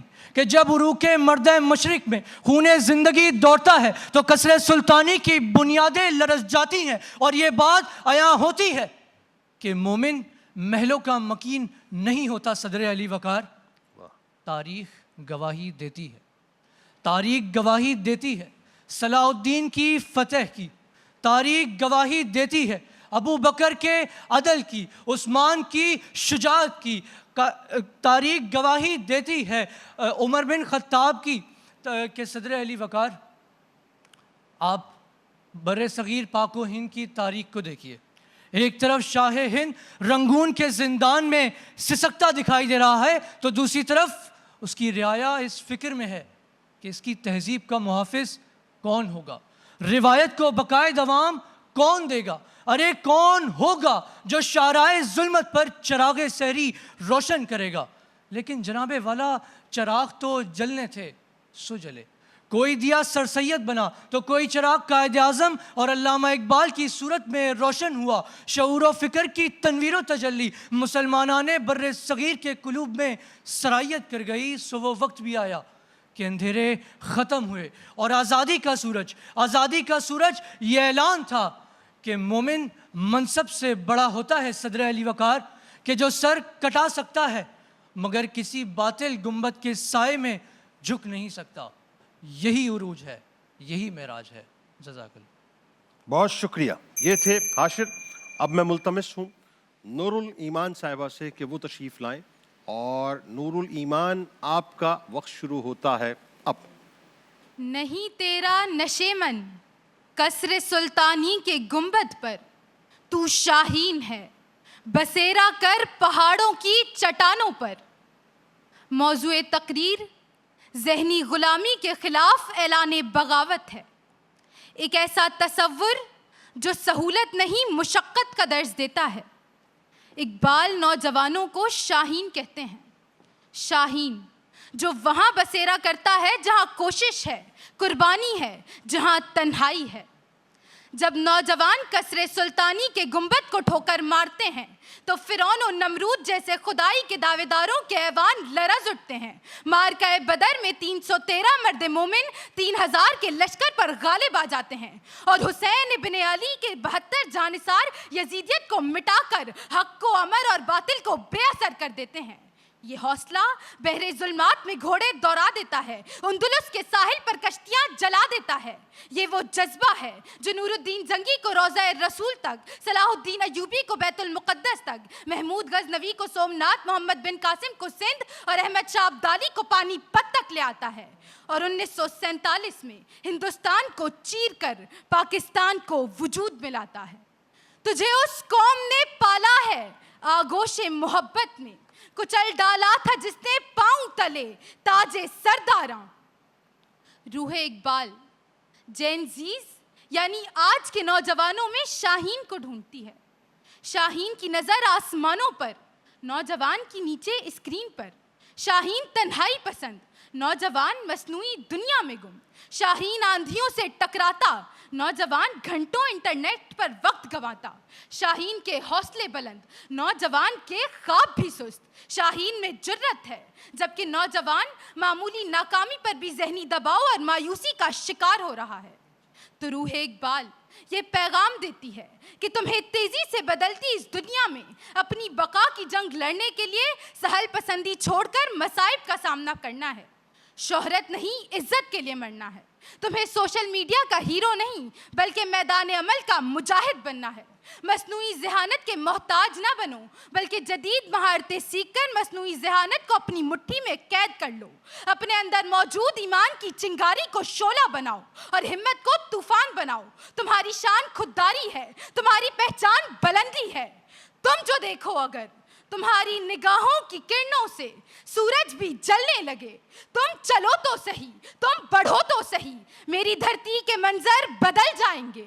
हम सफर साथियों, बेखबर साथियों, तुम मसीहा हो, तुम तो रगे जान हो, तुम मोहम्मद अली, तुम लियाकत अली, तुम हो कायद, तुम ही तो निगहबान हो। शुक्रिया, बहुत बहुत शुक्रिया। आखिरी कंटेस्टेंट मोहतरमा रहीन खान साहिबा तशरीफ लाइए। मुझे लगता है कि आज दो ख़वातीन के दरमियान मुकाबला होने वाला है। मुझे कोई मेरी सिक्स सेंस के लिए कुछ इंट्यूशंस आ रहे हैं। देखें रहीन खान क्या परफॉर्म करती हैं। हमेशा अक़लियत को अक्सरियत पर गालिब लेकर आता है सदर अली वक़ार। जिन लबों ने इकबाल का कलमा पढ़ा, उन लबों को जुम्बिश दो कि अब कौनो मकाम में इकबाल की सदा बुलंद होती है सदर अली वक़ार। मैं ज़ुबान हाल पे शिकवलिए नमदीदा आँखों के साथ मकबरे इकबाल पे खड़ी दिल की रुबात सुना रही हूँ और बड़ी महफिल में सरे बाजार ये पूछती हूँ कि इकबाल क्या ये वही धरती है जिसका आपने ख्वाब देखा था, जहाँ ला इलाहा इल्लल्लाह के साए में मोहम्मद रसूलुल्लाह का शिकार राइज करने चले थे, जहाँ दहकान को आज भी इन लहलाते खेत खलियानों से खुशा गंदम से आज भी रोज़ी मुयस्सर नहीं, जिस पलटते झपटते और झपट कर पलटते शाहीन पर तुझे बड़ा नाज था, वो अपनी उकाबी रुख होकर ऊँची से ऊँची उड़ान को भूलकर गुंबद सुल्तानी पर बसेरा कर चुका है कि नहीं तेरा नशेमंद कसरे सुल्तानी के गुंबद पर तू शाहीन है बसेरा कर पहाड़ों की चट्टानों में, तू शाहीन है बसेरा कर पहाड़ों की चट्टानों में। तेरा वो मर्द मोमिन जो आईने जवा मर्दी को पसे पुश्त डालकर खुदी के फ़लसफ़े को बाज़ार हुस्न में सस्ते दामों में बेचकर शमशीर सना को बंद नियामों ताकों में सजाकर बेबाकियों से घबराकर मक्कारी और रुबाई पर उतर चुका है। सदर अली वक़ार नमाज़ें आज भी पढ़ता है पर सारे गाजी खो चुका है, अजानें आज भी देता है पर रूह बिलाली खो चुका है। ना मौजिन की वो अजान आ रही, ना मुजाहिद का गरम शोला लहू रहा, वाइज़े कौम की पुख्ता ख्याली ना रही, बल्कि तभी ना लही शोला मकाली ना रही। रह गई रस्म अज़ा रूह बिलाली ना रही, रह गया फ़लसफ़ा तलक़ीन ग़ज़ाली ना रही। सदर अली वक़ार हम गैरत व हमियत को छोड़कर अपनी बेअमल ज़िंदगी के बुलंद जवाज़ दावे और बुलंद बांग नारे लगा रहे हैं। इंसानियत सोज मजालिम खुशफहमियों के गुमा में ये महवे सफ़र इंसान और वक्त की इन रुकती सांसों में गुम होती इंसानियत, तो आखिर इस बेनिशान मंजिलों के राही हम कब तक रहेंगे? ये गुमासी यकीन तक का सफ़र हम कब तक तय करेंगे? जो सह लिया वो गुजर गया, जो आ रहा है वो आने वाला कभी ना आए, तो क्या करोगे? बस एक तस्वीर बची है, यानी ये लम्हा वक्त, ये जो मर रहा है, ये गुजर रहा है, इसे बचा लें, इसे बचा लें। विज़ा में तुम हो नज़ारा तो तमद्दुन में हनूत, ये मुसलमान हैं जिन्हें देख के शर्माए यहूद। यूँ तो सैयद भी हो, मिर्ज़ा भी हो, अफ़गान भी हो, तुम तो सभी कुछ हो, बताओ कि मुसलमान भी हो। सदर अली वक़ार ज़िंदगी के रानाइयों और रंगीनियों ने हमें एक ही मदहोशी में मुब्तला कर रखा है। हम अपना मंजिल छोड़कर गुंबद सुल्तानी पर बसेरा कर चुके हैं और इकबाल हमें फिर यह पैगाम दे रहे हैं कि नहीं तेरा नशेमंद कसरे सुल्तानी के गुंबद पर तू शाहीन है बसेरा कर पहाड़ों की चट्टानों में, तू शाहीन है बसेरा कर पहाड़ों की चट्टानों में। आप सबकी समातों का बहुत शुक्रिया। क्या फरमाएंगे आप तीनों? नौजवान से मैं ये कहूँगा कि तैयारी में थोड़ी सी कमी थी, तैयारी पूरी नहीं कर पाए। अंदाज बहुत अच्छा था, अंदाज अच्छा था मुफ्ती साहब, लेकिन बहरहाल जी और खैरुल उमूर औसत वहा, तो दरमियान जो है वो नूर, जाहिर सी बात है कि जब ईमान का हो हाँ। तो वो तो बहरहाल ईमान का नूर होता क्या है। बात है, मतलब आपने बता दिया आपकी राय के, बिल्कुल ठीक हो गई बात। आइए और तीसरी हमारी बहन ने हाँ। जो कोशिश की थी اقبال کو سمجھنے کی کوشش کی، یہ ایک اچھی بات ہاں۔ تھی آپ میں۔ جب اقبال کو پڑھیں گے ایسا لگے گا کہ اقبال جو ہے وہ آج ہی کی بات کر رہے ہیں۔ یہ دو مصرے اتنے بڑے ہیں کہ آپ نے بالکل ریلیونٹ باتیں کی ہیں، جو گفتگو آپ نے کی تھی بالکل ریلیونٹ گفتگو تھی۔ آپ کیا تبصرہ کریں گے؟ سر بس یہ بچوں سے یہ بات کہوں گا کہ ثقیل الفاظ جو استعمال کرتے ہیں سمجھتے ہیں شاید آسان یہ کر آسان آسان، ہاں بالکل ٹھیک ہے۔ زمانے کے حساب سے جو دور حاضر میں جو بچے ہیں وہ سمجھ سکیں آپ کی بات، تو ثقیل الفاظ کو چھوڑیں، یعنی مشکل الفاظ کو چھوڑیں، آسان الفاظ کا چناؤ رکھیں۔ سیکنڈ یہ کہ میرے حساب سے نور الایمان جو ہے نا یہ بچی فرسٹ ہے۔ بالکل ٹھیک۔ اور آپ کیا فرمائیں گے؟ جی آپ تو ڈیبیٹر بھی رہے ہیں یار، آپ کا تو تبصرہ دوسرا ہوگا۔ اچھا، جو نور الایمان نے جو اسپیچ کی تو اس میں مدعا بڑا واضح تھا، یعنی جو انہوں نے ایگزامپلز بیان کی نا، پھر آخر میں کنیکٹیوٹی اس کی بنائی، جنزی سے بنا دی، ہاں، اور جینزی سے بنا دی، اور پھر انہوں نے بتایا کہ اقبال کہنا کیا چاہ رہے ہیں۔ اقبال کہنا یہ چاہ رہے ہیں کہ سال پسندی سے نکلو اور مشقت والے کام کرو۔ تو حاشر کا جو کنٹینٹ تھا، جو ایگزامپلس تھی، وہ بالکل ریلیونٹ تو تھی لیکن کنیکٹیوٹی مس تھی۔ تو وہ جو ہے وہ نور الایمان نے اس کنیکٹیوٹی کو ماشاءاللہ برقرار بھی رکھا، اور جو دور حاضر کی جو مثالیں اس کو بھی پیش کیا، مطلب بالکل صحیح پیش کیا کہ اسکرین سے نکل کے میدان میں اتر جاؤ، بات یہ ہے اسکرین کی جو ہے بادشاہ مت بنو۔ بالکل پیغام ٹھیک، دینے کی ایک اچھی کوشش۔ بالکل ٹھیک۔ تو آپ تینوں کے مطابق نور الایمان فرسٹ ہے، ماشاءاللہ بہت مبارک ہے آپ کو۔ لیکن آپ لوگوں نے مایوس نہیں ہونا بھائی، کمال بولتے ہیں دونوں، اس میں کوئی دوسری رائے نہیں ہے، لیکن محنت کریں ذرا اور انشاءاللہ مزید آگے بڑھیں گے۔ جی قبلہ کیا سنانے والے ہیں؟ صلی اللہ علیہ یا رسول اللہ وسلم علیک یا حبیب اللہ، سرتاب قدم ہے تنے، اللہ اللہ اللہ، سرتاب قدم ہے تنے، سلطان زمن پھول، سرتاب قدم ہے تنے، سلطان زمن پھول، لب پھول دہن پھول، لب پھول دہن پھول، زقن پھول بدن پھول، لب پھول دہن پھول، زقن پھول بدن پھول، تن کا بھی ہمارے تو ہلائے نہیں ہلتا، تن کا بھی ہمارے تو ہلائے نہیں ہلتا،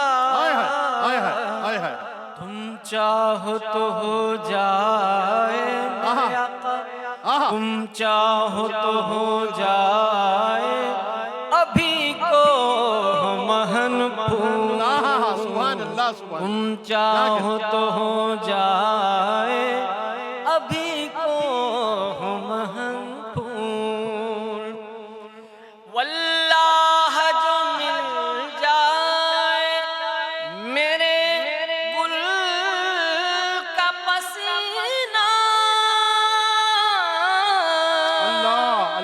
واللہ جو مل جائے میرے گل کا پسینہ، مانگے نہ کبھی عطر نہ، ارے مانگے نہ کبھی عطر نہ، پھر چاہے دلہن پھول، مانگے نہ کبھی عطر نہ، پھر چاہے دلہن پھول، کیا بات رضا چمنستان کرم کی، کیا بات رضا چمنستان کرم کی، کیا بات رضا اس چمنستان کرم کی، زہرا ہے کلی جس میں، زہرا ہے کلی حسین اور حسن پھول، زہرا ہے کلی جس میں، زہرا ہے کلی جس میں، حسین اور حسن پھول، سرتاب قدم ہے تنے سلطان زمن پھول، لب پھول دہن پھول، لب پھول دہن پھول، زقن پھول بدن پھول۔ اللہ اللہ اللہ اللہ، سبحان اللہ سبحان اللہ سبحان اللہ، سلامت رہیے ماشاءاللہ، سلامت رہیے ماشاءاللہ۔ ناظرین کرام ہمارے ساتھ جڑے رہیے، ایک مختصر سا وقفہ لے رہے ہیں، لوٹ کے قصص القرآن میں آج آپ کے سامنے میں پیش کرنے جا رہا ہوں ایک ایسا واقعہ کہ انبیاء کرام علیہ السلام نے جب تبلیغ کی، قوم نے ڈیویٹ کیا، انہوں نے حجت کی، قوم نہیں مانی، آخر میں انہوں نے دست بلند کر دیے، اللہ تبارک و تعالیٰ نے قوموں کو پلٹ دیا۔ لیکن ایک قوم ہے جس کے بارے میں فیصلہ ہو چکا، لیکن اس کے باوجود بھی اللہ تبارک و تعالیٰ نے عذاب کو ٹال دیا، پلٹ دیا۔ کیوں پلٹا؟ وہ کون سی قوم تھی؟ وہ حضرت یونس علیہ السلام کی قوم تھی، ان کا قصہ ہوگا۔ ملاقات کرتے ہیں ایک مختصر سے وقفے کے بعد۔ رمضان پاکستان اللہ کا احسان ہے، رمضان پاکستان۔ جناب ایک بار پھر آپ کو خوش آمدید رمضان پاکستان کی خصوصی نشریات میں سحری کے موقع پہ 19واں روزہ انشاءاللہ آج ہم اختیار کریں گے، اور سیگمنٹ ہے قصص القرآن۔ آج کے سیگمنٹ میں ناظرین میں دست بستہ آپ سے گزارش کروں گا کہ ضرور جڑے رہیے گا۔ اس کی ایک بنیادی وجہ یہ ہے کہ پروردگار کی جو رحمت ہے نا، وہ ہمیں ہر طرح سے اپنے سائے میں لیے، ہر طرح سے۔ ہم گناہ کر لیتے ہیں، ہمیں معلوم ہی نہیں ہوتا، ہم یہ سمجھتے ہیں کہ رب ہم سے ناراض ہے۔ ہاں یقیناً ہم گناہ کرتے ہیں تو رب ناراض تو ہوتا ہے، کیونکہ رب چاہتا ہے کہ ہم گناہ نہ کریں، لیکن وہ مان بھی جاتا ہے ناظرین۔ بڑے سے بڑا مسئلہ ہو جائے نا، بڑا مسئلہ، آپ یقین مانیے ایک مرتبہ ندامت کا اشک بہا دیجئے، اللہ تعالیٰ راضی ہو جاتا۔ آج کچھ ایسا ہی معاملہ ہے کہ فیصلہ ہو چکا تھا کہ عذاب آنا ہے قوم پر، اور یہ واحد قوم ہے ناظرین جس پر فیصلہ ہونے کے بعد عذاب کو ٹال دیا گیا، یعنی عذاب جو ہے وہ ختم کر دیا گیا۔ قصہ کیا ہے سنیے۔ حضرت یونس علیہ السلام کی بات ہے، ٹھیک ہے جی؟ اچھا، حضرت یونس علیہ السلام ناظرین آپ جانتے ہیں ان کا جو اسم گرامی ہے وہ یونس، اور لقب ان کا ذوالنون اور صاحب الحوت یعنی مچھلی والے ہیں۔ یہ دونوں آپ کے القابات ہیں۔ آپ حضرت ہود علیہ السلام کی اولاد سے ہیں، اور آپ بستی نینوا کی قوم کی طرف نبی بنا کر بھیجے گئے جو موصل کے علاقے میں دجلہ کے کنارے پر واقع تھی۔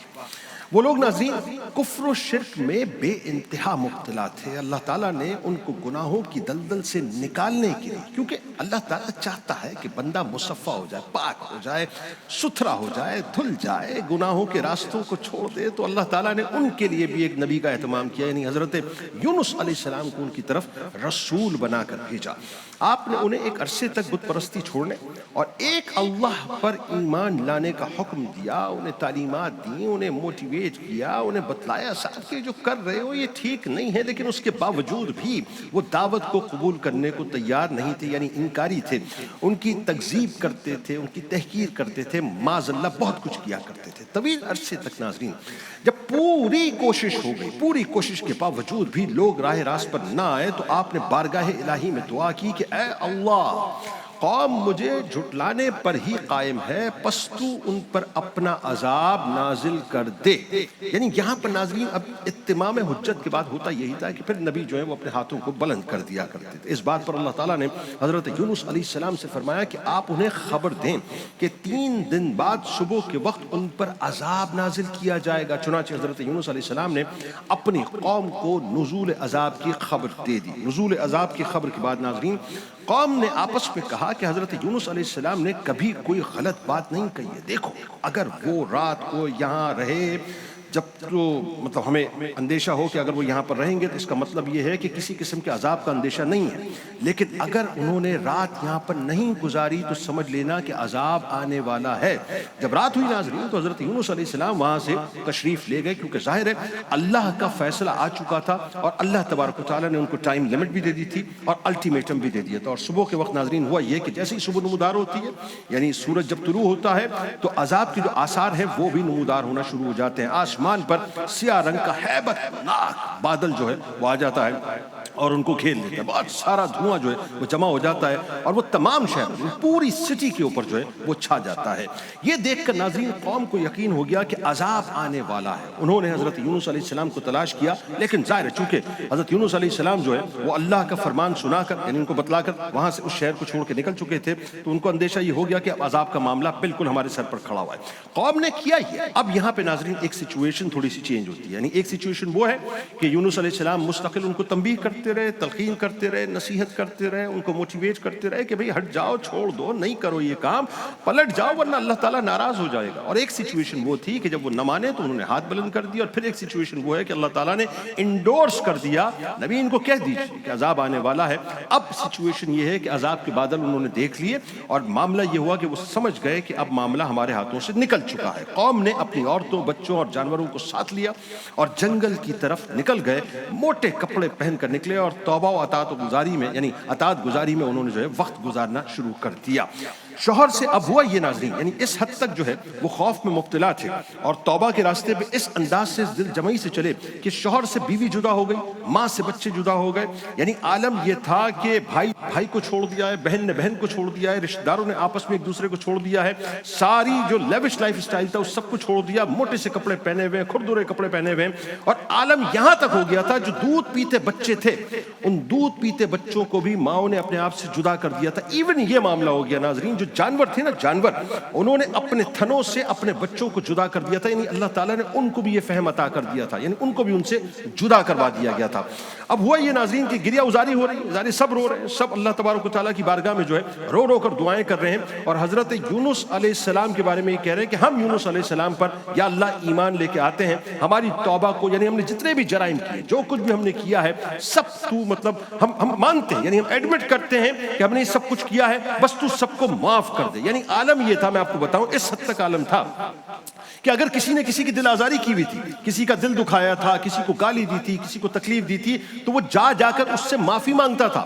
عالم یہ تھا کہ اگر کوئی گھر بنایا ہے مثال کے طور پہ اور اس گھر میں غلطی سے اس کی بنیاد کے اندر اگر کسی کا پتھر استعمال کر لیا تو اپنے گھر کی بنیادوں سے ان پتھروں کو نکال کر لوگوں کو واپس جا کے دیتے تھے اور کہتے تھے کہ ہم نے تمہارے ساتھ زیادتی کر دی ہے، تمہارے حقوق کو سلب کیا ہے، ہمارے ساتھ جو کچھ بھی معاملہ اللہ تعالیٰ نے کرنا ہے وہ پتہ نہیں کیا کرے گا، بس تو ہمیں معاف کر دے تاکہ اللہ تبارک و تعالیٰ ہماری بخشش کر دے۔ اس لیول پہ جا کے انہوں نے دعائیں کی، یعنی یہاں تک معاملہ ہوا ناظرین کہ اللہ تعالیٰ سے اخلاص کے ساتھ مغفرت کی دعائیں کرتے چلے گئے، اللہ سے دعائیں کرتے چلے گئے، اور عالم یہ ہوا کہ اللہ تبارک و تعالیٰ نے ان دعاؤں کے صدقے سے ان پر عذاب اٹھا لیا۔ یہ پہلی قوم تھی ناظرین، اور یہ آخری قوم ہے جن پر اللہ تعالیٰ نے عذاب کا فیصلہ کر کے عذاب کو اٹھا دیا۔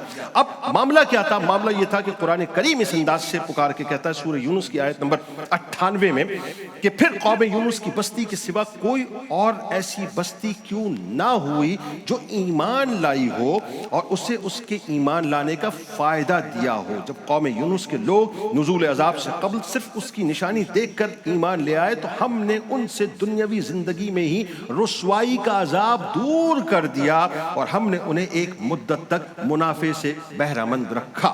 اس مقام پر ناظرین ایک سوال پیدا ہوتا ہے۔ قرآن کریم میں اللہ تبارک و تعالیٰ نے فرعون کے بارے میں ذکر کیا کہ اس نے آخری وقت میں توبہ کی لیکن اس کی توبہ قبول نہیں ہوئی، جبکہ حضرت یونس علیہ السلام کی قوم کے بارے میں ذکر فرمایا کہ انہوں نے اللہ تعالیٰ سے توبہ کی اور ان کی توبہ کو اللہ تبارک و تعالیٰ نے قبول کیا۔ یعنی دونوں جو توبہ تھی اس میں فرق کیا ہے؟ اس حوالے سے امام فخر الدین رازی رحمۃ اللہ علیہ تفسیر کبیر میں فرماتے ہیں کہ فرعون کی توبہ اور قوم یونس علیہ السلام کی توبہ میں واضح فرق ہے، وہ یہ کہ فرعون نے عذاب کا مشاہدہ کرنے کے بعد توبہ کی، جبکہ حضرت یونس علیہ السلام کی قوم پر جب وہ نشانیاں ظاہر ہوئیں تو وہ عذاب کے قریب ہونے پر دلالت کرتی تھی، تو انہوں نے عذاب کا مشاہدہ کرنے سے پہلے اس وقت توبہ کر لی جس وقت توبہ صحیح وقت پہ کی جا سکتی تھی۔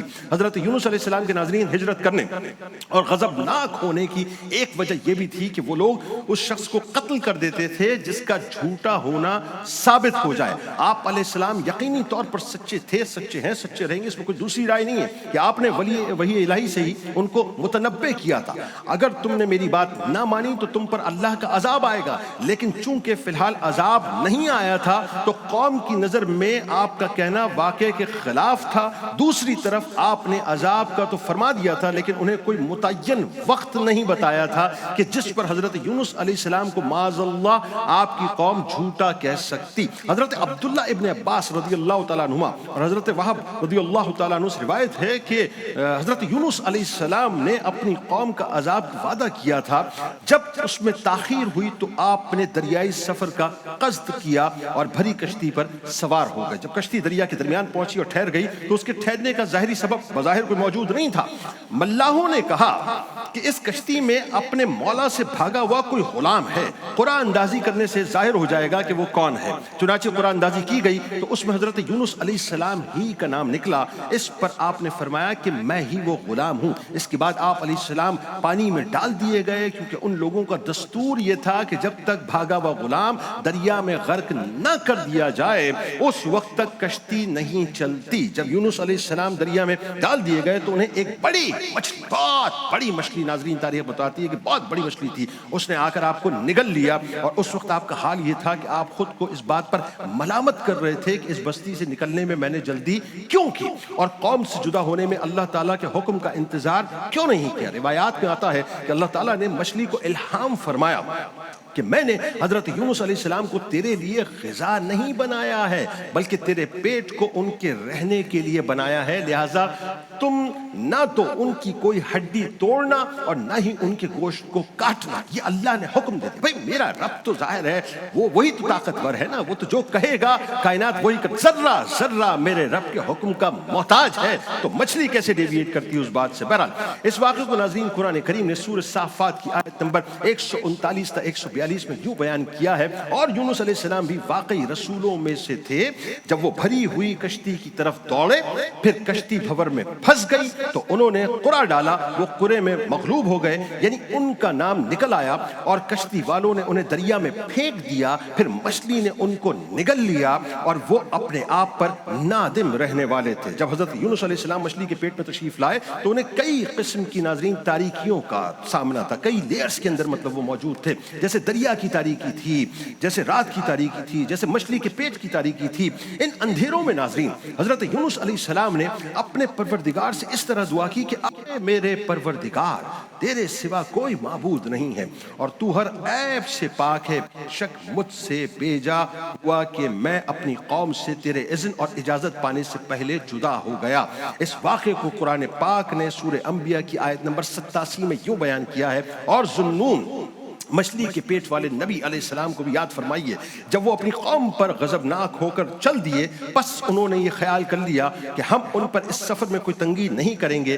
پھر انہوں نے دریا، رات اور مچھلی کے پیٹ کی تہ در تہ تاریکیوں میں پھنس کر پکارا کہ تیرے سوا کوئی معبود نہیں، تیری ذات پاک ہے، بے شک میں ہی اپنی جان پر زیادتی کرنے والوں میں سے تھا۔ اللہ تعالیٰ نے حضرت یونس علیہ السلام کی پکار سن لی اور ان کی دعا کو شرف قبولیت سے نوازا، چنانچہ انہیں تنہائی اور وحشت غم سے نجات بخشی اور مچھلی کو حکم دیا تو اس نے حضرت یونس علیہ السلام کو دریا کے کنارے آ کر اپنے پیٹ سے نکال دیا۔ اس واقعے کو ناظرین قرآن پاک نے سورۃ الانبیاء کی آیت نمبر 88 میں یوں بیان کیا ہے، پس ہم نے ان کی دعا قبول فرمائی اور ہم نے انہیں غم سے نجات بخشی، اور اسی طرح ہم مومنوں کو نجات دیا کرتے ہیں۔ حضرت سعد رضی اللہ تعالیٰ عنہ سے روایت ہے کہ رسول کریم صلی اللہ علیہ وآلہ وسلم نے ارشاد فرمایا کہ حضرت یونس علیہ السلام نے مچھلی کے پیٹ میں جب دعا مانگی تو یہ کلمات تھے، اور وہ کلمات آپ کو پتہ ہے ناظرین، ہم جیسے گناہ گاروں کو زبان پر رکھنے چاہیے، کیونکہ ہم سب ایسے ہیں کہ ہم نے بہت اپنی جانوں پر ظلم کر دیا ہے، اور یہ احسان ہے حضرت یونس علیہ السلام کا کہ جن کے صدقے ہمیں یہ دعا مل گئی ہے صاحب کہ لا الہ الا انت سبحانک انی کنت من الظالمین. بے شک ہم ظلم کرنے والے ہیں اور ظلم کرنے والوں میں شامل ہیں. اللہ ہی سے یقیناً مدد کرتے ہیں، طلب کرتے ہیں، اور وہی ہماری مدد فرمائے. جو مسلمان ناظرین ان کلمات کے ساتھ ذہن میں رکھیے گا، روایتوں میں آتا ہے کہ کسی مقصد کے لیے دعا مانگتا ہے تو اللہ تبارک و تعالیٰ اسے قبول فرماتا ہے. مچھلی کے پیٹ میں ناظرین حضرت یونس علیہ السلام نے ذکر الہی کی کثرت کی اور بیان کردہ کلمات پڑھے تو ان کلمات کی برکت سے انہیں نجات ملی. یعنی ان کلمات کا اثر اتنا تھا ناظرین کہ وہ پڑھتے تو مچھلی کے پیٹ میں تھے، لیکن فرشتے باقاعدہ اسے سنا کرتے تھے اور ان کی تعریف کیا کرتے تھے، توصیف کیا کرتے تھے کہ کیسا بندہ ہے یونس جو اللہ کا ذکر اس وقت مچھلی کے پیٹ میں کر رہا ہے. اب ہوا یہ ناظرین کہ ان کلمات کی برکت سے ظاہر ان کو نجات تو مل گئی، لیکن ایک اور معاملہ جو میں سمجھانا چاہتا ہوں، اگر خدا نہ خواستہ یہ وہ نہ کرتے تو روایتوں میں آتا ہے کہ قیامت تک اس مچھلی کے پیٹ میں ہی رہتے. جب حضرت یونس علیہ السلام نے ناظرین دعا مانگی تو اللہ تبارک و تعالیٰ نے انہیں مچھلی کے پیٹ سے تو نکال دیا. اب نکال کے ظاہر ہے ایک میدان میں جو ہے وہ آ گئے، اور مچھلی کے پیٹ میں رہنے کی وجہ سے آپ بے انتہا کمزور، بے انتہا نحیف ہو گئے تھے، بے انتہا دبلے پتلے ہو گئے تھے، بے انتہا نازک ہو گئے تھے. یعنی جیسے یوں سمجھ لیجئے کہ روایتوں میں آتا ہے کہ ایک پیدائشی بچہ ہوتا ہے نا، کتنا نرم و نازک ہوتا ہے. آپ نیو بورن بیبی کو دیکھیں کتنا نرم و نازک ہوتا ہے. ایگزیکٹلی بلا تشبیہ ایگزیکٹلی جو ہے وہ آپ اس انداز سے نحیف ہو گئے تھے، بالکل کمزور ہو چکے تھے ایک پیدائشی بچے کی طرح. آپ کے جسم کی جو کھال تھی وہ بہت زیادہ نرم ہو چکی تھی. آپ سوچیے نا، مچھلی کے پیٹ پہ موجود ہے، یہ تو اللہ کا اذن ہے کہ کھانا نہیں ہے، چبانا نہیں ہے، ہڈیاں نہیں توڑنی ہے، گوشت نہیں کھانا ہے، لیکن یقین اس پروسیس سے تو آپ کو گزرنا ہے جو پروسیس آپ نے ظاہر اختیار کیا ہے. تو آپ کے جسم کی جو کھال تھی وہ انتہائی نرم ہو چکی تھی، اور بدن کا عالم یہ تھا کہ بدن پر کوئی بال آپ کے باقی نہیں رہا تھا، کوئی بال آپ کے باقی نہیں رہا تھا. حضرت یونس علیہ السلام کے ناظرین مچھلی کے پیٹ میں رہنے کی مدت کے بارے میں مختلف قسم کے اقوال ملتے ہیں. یعنی ایک قول یہ ملتا ہے کہ آپ 3 دن تک رہے، ایک قول یہ ملتا ہے کہ آپ 7 دن تک رہے، ایک قول یہ ملتا ہے کہ آپ 20 دن تک رہے، اور ایک قول یہ ملتا ہے کہ آپ 40 دن کے بعد مچھلی کے پیٹ سے نکالے گئے. جس جگہ حضرت یونس علیہ السلام ناظرین مچھلی کے پیٹ سے باہر تشریف لائے وہاں کوئی سایہ نہ تھا. اللہ تبارک و تعالیٰ نے ان پر سایہ کرنے اور انہیں مکھیوں سے محفوظ کرنے. اب دیکھیں، اب اللہ تعالیٰ ایک اور منظرنامہ پیش کر رہا ہے، ایک نیا انتظام اپنے نبی کے لیے ہو رہا ہے. یعنی ایک پروسیس سے گزارا، اب ایک پروسیس سے گزارنے کے بعد جب اللہ تبارک و تعالیٰ نے کرم فرمایا تو اب ایک دوسرے پروسیس میں آپ انٹر ہونے جا رہے ہیں. عالم یہ ہے کہ پروٹیکشن ہو رہی ہے آپ کی، مکھیوں تک سے آپ کو محفوظ کیا جا رہا ہے کیونکہ آپ کی جلد بہت زیادہ نرم ہو چکی تھی نا، میں نے آپ کو بتایا. تو کدو شریف کا جو پیڑ ہے ناظرین، اچھا یہ جو ہم اس کو کدو شریف کہتے ہیں بنیادی طور پہ چونکہ رسول کریم صلی اللہ علیہ وآلہ وسلم کو کدو جو ہے بہت پسند ہے اور سرکار مدینہ صلی اللہ علیہ وآلہ وسلم کی بہت زیادہ پسندیدہ غذا ہے، اس لیے ہم اس کا نام جو ہے بہت ہی احتیاط سے لیتے ہیں اور بہت ہی اہتمام سے لیتے ہیں، بلکہ یوں کہیے کہ بہت ہی احترام سے لیا کرتے ہیں. تو اس کا پیڑ لگا ناظرین، اور اللہ تعالیٰ کے حکم سے روزانہ ایک بکری آتی تھی اور اپنا تھن حضرت یونس علیہ السلام کے دہنے مبارک میں دے کر آپ کو صبح شام دودھ پلاتی تھی. یہ بھی اللہ تعالیٰ نے انتظام کیا، یہاں تک کہ آپ کے جسم مبارک کی جلد جو ہے وہ آہستہ آہستہ جو ہے مضبوط ہونا شروع ہو گئی اور آپ اپنے مقام سے ایک بار پھر جو ہے دوبارہ کھڑے ہو گئے، جسم میں توانائی آ گئی، آپ کے بال واپس آ گئے. اس واقعے کو قرآن پاک نے سورۃ الصافات کی آیت نمبر 146 میں یوں بیان کیا ہے، اور ہم نے ان پر کدو کا بیلدار درخت جو ہے وہ اگا دیا. یہاں یہ بات ناظرین قابل امر ہے کہ کدو شریف کی بیل جو کہ زمین سے اٹھتی ہے، ظاہر زمین سے آپ کو پتہ زمین پہ پھیلتی ہے، مگر یہ حضرت یونس علیہ السلام کا معجزہ تھا کہ یہ کدو شریف کا جو درخت تھا یہ قد والے درختوں کی طرح شاخ رکھتا تھا اور اس کے بڑے بڑے پتوں کے سائے میں آپ آرام فرمایا کرتے تھے. اللہ تعالیٰ نے حضرت یونس علیہ السلام کو پہلے کی طرح جو ہے موصل کی طرف، اس کی سرزمین کی طرف، قوم نینوا کی طرف جو ہے بھیجا، جہاں پر 1 لاکھ سے زیادہ لوگ موجود تھے. انہوں نے انتہائی احترام کے ساتھ آپ کا استقبال کیا. حضرت یونس علیہ السلام نے وہاں جا کر جب آثار دیکھے تو اندازہ کر لیا کہ ان کی توبہ جو ہے اللہ تعالیٰ نے قبول کر لی ہے. پھر حضرت یونس علیہ السلام دوبارہ تشریف لائے اور آپ نے اسی انداز سے جو ہے وہ سارے معاملات کو نمٹایا، یہاں تک کہ آخری عمر تک آپ ان کے ساتھ رہے. تمام لوگ ایمان لے آئے اور اللہ تبارک و تعالیٰ نے اس قوم پر اپنا خاص کرم کر دیا جس کا تذکرہ سورۃ الصافات کی آیت نمبر 147 اور 148 میں اس طرح ہوتا ہے کہ ہم نے انہیں ارض موصل میں قوم نینوا کے 1 لاکھ یا اس سے زیادہ افراد کی طرف بھیجا، سو آثار عذاب کو دیکھ کر وہ لوگ ایمان لائے تو ہم نے انہیں ایک وقت تک فائدہ پہنچایا. یعنی اس کا مطلب یہ ہوا کہ دعاؤں کی قبولیت کے حوالے سے جیسا کہ حضرت سعد بن مالک رضی اللہ تعالیٰ عنہ سے روایت ہے کہ سرکار علیہ السلام نے فرمایا کہ کیا میں تمہاری اللہ تعالیٰ کے اس اسم اعظم کی طرف رہنمائی نہ کروں جس کے ساتھ جب بھی دعا کی جائے تو وہ قبول ہو جائے اور جب سوال کیا جائے تو عطا کیا جائے. تو وہ حضرت یونس علیہ السلام کی دعا ہے. میرے سرکار نے فرمایا کہ لا الہ الا انت سبحانک انی کنت من الظالمین. بس یہ سمجھ لیجئے کہ یہ دعا وہ ہے جو آپ کو اندھیروں سے اجالے میں لے آتی ہے. گناہ ہو گئے خدا نہ خواستہ, ذہن میں رکھیے گناہ ہو گئے, لیکن رحمان کا جو دروازہ ہے نا رحمت کا وہ کھلا ہوا ہے. بس مل کر ہمیں چاہیے کہ انفرادی طور پہ اور اجتماعی طور پہ اللہ کی بارگاہ میں توبہ کریں. اللہ کریم کرم کرنے والا ہے. مسئلہ ہمارے مانگنے کا ہے, ہم مانگتے ہیں کہ نہیں مانگتے. انشاءاللہ آپ سے ملاقات ہوتی ہے ایک مختصر سے وقفے کے بعد. رمضان پاکستان اللہ کا احسان ہے. رمضان پاکستان. جناب ایک بار پھر میں آپ کو خوش آمدید کہتا ہوں. رمضان پاکستان کی خصوصی نشریات سحری کا موقع ہے. 19واں روزہ الحمدللہ ہم اختیار کر چکے ناظرین. بس ظاہر ہے اب یہ آخری عشرہ جو ہے اس کا استقبال کرنے کو ہم تیار ہیں. کاش اس کا استقبال کرنے والے ہم بن جائیں, کاش ہم بن جائیں. یہ جو رحمت کا عشرہ ہے نا ناظرین, یہ اپنی رحمتیں لٹا کے چلا گیا. مغفرت کا عشرہ بھی اپنی یوں کہیے کہ مغفرت کے پروانے تقسیم کر کے چلا جائے گا. اللہ کرے کہ ہم ان پروانوں کو لینے والے اور وصول کرنے والوں میں شامل ہو جائیں. اب جو عشرہ آنے والا ہے وہ انتہائی اہم ترین عشرہ ہے ناظرین, اور وہ ہے جہنم کی نار سے آزادی کا عشرہ. بہت اہم ترین عشرہ, بہت اہم ترین. اگر ابھی تک آپ نے اپنی کمر نہیں کسی نا, ابھی تک آپ اگر کمر بستہ نہیں ہوئے تو اب کمر بستہ ہو جائیے. اگر ابھی تک آپ نے غفلت میں وقت گزار دیا ہے تو فکر مت کیجیے گا, کیونکہ جس کریم کی کریمی کے ہم متلاشی ہیں نا, وہ کریم ایسا کریم ہے, وہ رحیم ایسا رحیم ہے, وہ رحمان ایسا رحمان ہے صاحب کہ بندہ بھاگ جائے اس کے در سے, ڈیویٹ کر جائے اس راستے سے, ادھر چلا جائے ادھر چلا جائے, بہک جائے بھٹک جائے, بس پھر اچانک آ جائے. اور جب آ جائے اور آ کر صرف اتنا کہہ دے کہ یا رب تو معاف کر دے, پروردگار معاف کر دیتا ہے. خدا کی عزت و جلال کی قسم, ہمارے گناہ زمین سے لے کے آسمان تک کیوں نہ ہو جائیں, زمین سے لے کے آسمان تک, بلکہ یوں کہیے کہ زمین کی پورائی جو ہے نا اس کے جتنے نہ ہو جائیں, اس کی گہرائی جتنے نہ ہو جائیں, اس کی گہرائی جتنے نہ ہو جائیں, خدا کی قسم میں آپ کو سچ بتلا رہا ہوں ناظرین, جب بندہ بشر ایک آنسو ندامت کا, صرف ایک آنسو ندامت کا اپنی آنکھوں سے بہا دیتا ہے, اللہ تبارک و تعالیٰ جہنم کی نار کو ٹھنڈا کر دیتا ہے. آپ جانتے ہیں یہ جو جہنم کی نار ہے یہ کیا ہے؟ فار گرانٹیڈ لیتے ہیں نا بہت سے لوگوں کو, میں نے سنا ہے بھائی دیکھ لیں گے. کاہے کا دیکھ لیں گے بھائی, اور کب دیکھ لیں گے, اور کیسے دیکھ لیں گے, اور کس طرح سے دیکھ لیں گے؟ ہمارے پاس تو کچھ ہوگا ہی نہیں نا.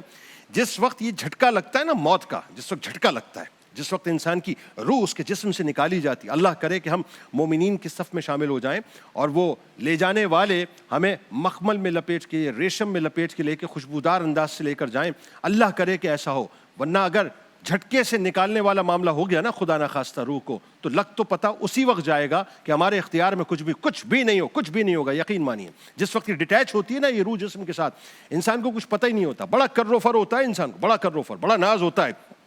وہ کہتا ہے کہ میں بہت کچھ ہوں, میری بڑی طاقت ہے, میری بڑی پاور ہے, میری بڑی قوت ہے, میرے پاس مال ہے, میری پی آر ہے. لوگ جو ہیں وہ کانپتے ہیں میرے ایک فون سے, میں جو چاہتا ہوں وہ کرتا ہوں, جس طرح سے چاہتا ہوں دنیا کو چلاتا ہوں. آپ یقین مانیے انسان کو پتہ ہی نہیں ہے کہ انسان کی اوقات کچھ بھی نہیں ہے, پانی کے بلبلے سے زیادہ اس کی اوقات کچھ بھی نہیں ہے. اللہ تبارک و تعالیٰ جب رسیاں تنابیں کھینچتا ہے, جب اس کے نیچے سے جب زمین نکالتا ہے نا تو ایک لمحے کے اندر زمین نکلتی ہے اور پتہ یہ چلتا ہے کہ انسان اوندھے منہ ایسا گرتا ہے کہ انسان کے ہاتھ میں پھر کچھ بھی نہیں رہتا. تو اوقات تو کچھ بھی نہیں ہے, یہ ذہن میں رکھ لیں. اور خدا نہ خواستہ خاکم بدن جو لوگ کہتے ہیں نا کہ ہم جہنم کو دیکھ لیں گے, آپ کو معلوم ہے یہ جہنم ہے کیا؟ معلوم ہے آپ کو؟ دیکھیے لقد خلقنا الانسان فی احسن تقویم, اللہ تعالیٰ نے انسان کو بہت اچھی صورت میں بنایا ہے, لیکن بروز محشر اس صورت میں اللہ تبارک و تعالیٰ نہیں اٹھائے گا, یہ ذہن میں رکھیے گا. ہاں جو جہنمی ہے نا ان کا معاملہ بڑا عجیب ہے. مثال دے دوں آپ کو, سن سکتے ہیں آپ. یعنی جہنمی کی جو کھال ہے نا, کھال وہ آپ کو پتہ ہے 40 گز چوڑی ہوگی. کتنی ہوگی؟ 40 گز. روایتوں میں آتا ہے 40 گز. کھال کی حیثیت کیا ہے؟ یعنی ذرا سے اسکریچ لگتا ہے, بلیڈ لگتی ہے تو ہم ایک دم آئی اوئی کرنا شروع کر دیتے ہیں کیونکہ بلڈ آنا شروع ہو جاتا ہے. 40 گز چوڑی ہوگی کیونکہ عذاب جہنمی کا بہت شدید ہے. اس کی جو ایک داڑھ ہے نا, داڑھ, یہ جو داڑھ ہمارے اندر ہوتی ہے احد پہاڑ کے برابر ہوگی, آپ کو معلوم ہے. اور جہنمی کے جو جسم ہے نا اس کے پھیلاوا بتایا جاتا ہے کہ وہ اتنا ہوگا جیسے مکے اور مدینے کے درمیان کا فاصلہ، یعنی شدت کا عذاب ہے تو پھر شدت کا جسم بھی ہوگا، اسی انداز سے عذاب ہوگا. اور یہ جو جہنم کی آگ ہے نا، آگ یعنی دنیا کی، میں آپ کو بتاؤں ہم نے دنیا کی آج تک ایکسٹریم آگ دیکھی کہاں ہے. یعنی ہم والکینوز کی بات کرتے ہیں، لاووں کی بات کرتے ہیں، کبھی اس کی تپش کا ہمیں اندازہ ہوا ہے؟ اندازہ ہی نہیں ہوتا. ہم تو صرف چینلز کے اوپر دیکھ رہے ہوتے ہیں کہ یہ اس طرح سے جو ہے مطلب لاوا پک رہا ہے، اس طرح سے جو ہے لاوا پھوٹا ہے، ہمیں اس کی شدت کا اندازہ نہیں ہے. 70 ٹائمز جہنم کی آگ دنیا کی آگ سے زیادہ، دنیا کی جو انتہائی آگ ہے نا اس سے 70 ٹائمز زیادہ ہے. تو دیکھ ویکھ تو نہیں سکتے، چھوڑ دیں یہ باتیں، دیکھ ویکھ تو نہیں سکتے. اس کی کریمی کو دیکھ سکتے ہیں، اس کی رحیمی کو دیکھ سکتے ہیں، اس کے فضل کو دیکھ سکتے ہیں. اور اس کا آسان طریقہ یہ ہے کہ راستہ بھٹک گئے فوراً گاڑی کو ریورس کریں، ریورس گیئر لگائیں اور فوراً آ کے تسلی سے دوبارہ طے کریں کہ میں جو راستہ بھٹکا تھا اب میں نے صحیح راستے پہ کیسے جانا ہے. بس اگنیشن آن ہونا چاہیے گاڑی کا، فوراً اپنے آپ کو صحیح ٹریک پہ ڈالیں، پہلے سروس روڈ پہ آئیں طریقے سے، اور اس کے بعد آ جائیے جو اللہ کی ہدایت کا ہائی وے ہے نا اس کے اوپر اپنی گاڑی کو چلانا شروع کر دیں. اور اس کے بعد پھر تو آپ کھل کے 120 پہ جائیے، 130 پہ جائیے، 140 پہ جائیے، 160 پہ جائیے، وہاں پر کوئی چالان نہیں ہوگا. اس ہائی وے پہ کوئی چالان نہیں ہے. جتنا نیکیوں میں آپ ایکسلریٹ کر سکتے ہیں اتنا کرتے چلے جائیے. ہاں پرابلم وہاں ہوتی ہے جہاں خدا نہ خواستہ ہم اپنی گاڑی کو گناہوں کی شارہ پر ڈالتے ہیں. وہاں تو اگر 10-20 کی اسپیڈ پہ بھی چل رہے ہیں نا تو مصیبت ہے، مصیبت ہے صاحب. چالان ہر لمحے ہو رہا ہے، ہر لمحے چالان ہو رہا ہے، ہر لمحے ہمارے خلاف FIR ہو رہی ہے، ہر لمحے ہمارے اوپر جو ہے آج کل چالان کا بڑا چکر چلا ہوا ہے نا، تو وہ ہر لمحے جو ہے وہ سمجھ لیجیے قدرت ہمارے خلاف چالان کر رہی ہوتی ہے. مستقل ہمارے جو ہے اسٹیپس لیے جا رہے ہوتے ہیں کہ یہ گناہوں کی چارہ کے چل رہا ہے اور غلط چل رہا ہے. لیکن اگر آپ نیکی کی اشارہ پہ چل پڑے پھر آپ تیزی سے چلتے چلے جائیے، چلتے چلے جائیے، آپ کو کوئی روکنے والا نہیں ہے، کوئی آپ کا چالان نہیں کرے گا. کہیں آپ کی اسنیپنگ ہوگی، بالکل ہوگی، آپ کی امیجز لیے جائیں گے لیکن وہ اچھوں میں ڈالے جائیں گے، آپ کی پکچرز لی جائیں گی، اچھوں میں ڈالی جائیں گی. آج ہوتا ہے نا جب یہ چالان ہوتا ہے تو کیا ہوتا ہے، آپ کے گھر پہ ایک چالان آتا ہے، اس چالان میں آپ دیکھتے ہیں آپ کی بائک کا یہ نمبر پلیٹ ہے، آپ کی گاڑی کی یہ نمبر پلیٹ ہے، اور باقاعدہ ایک اسکرین شاٹ آ رہا ہوتا ہے، ایک تصویر آ رہی ہوتی ہے جس میں آپ زوم کر کے دیکھتے ہیں ہاں جی میں ہی تھا، میں نے سیٹ بیلٹ نہیں لگایا تھا، میں نے بچے کو آگے بٹھایا ہوا تھا، جو ساتھ بیٹھا ہوا تھا اس کو سیٹ بیلٹ نہیں تھا. تو یہ ذہن میں رکھیں، اسی انداز سے اللہ تبارک و تعالیٰ کے کارخانے میں قدرت بھی ہماری امیجز لے رہی ہے، گناہوں کے بھی امیجز لے رہی ہے، اور اللہ تعالیٰ ہماری نیکیوں کے بھی امیجز جو ہے وہ ریکارڈ کر رہا ہے. مکمل قدرت ریکارڈ کر رہی ہے. اور کل بروز محشر یہ فائل کا جو پلندہ ہے نا یہ پورا بن کے ہمارے سامنے آئے گا. لہٰذا ابھی بھی کچھ نہیں بگڑا ہے. اپنی گاڑی کو روکیں، بریک لگائیں، ریورس کریں، آئیے اس شارہ پر جو نیکی کی شارہ ہے. پھر دیکھیں صاحب اللہ تعالیٰ کا کیسا کرم ہوگا. ایک اشرہ ابھی باقی ہے، بھولیے گا مت. اس دعا، اس امید، اس یقین کے ساتھ اجازت دیں. اللہ تعالیٰ آپ کا، ہمارا، ہم سب کا حامی و ناصر ہو. انشاءاللہ زندگی رہی تو کل پھر ملاقات ہوگی. اپنے پاکستان کے لیے اور امت مسلمہ کے لیے ضرور دعا کیجیے گا. اللہ حافظ. رمضان کی رحمت آ جائے کردار میں، بات چیت میں نرمی ہو، خوشی ملے سار میں. رمضان کی رحمت آ جائے کردار میں. رمضان پاکستان اللہ کا احسان ہے. رمضان پاکستان، رمضان پاکستان اللہ کا احسان ہے. رمضان پاکستان.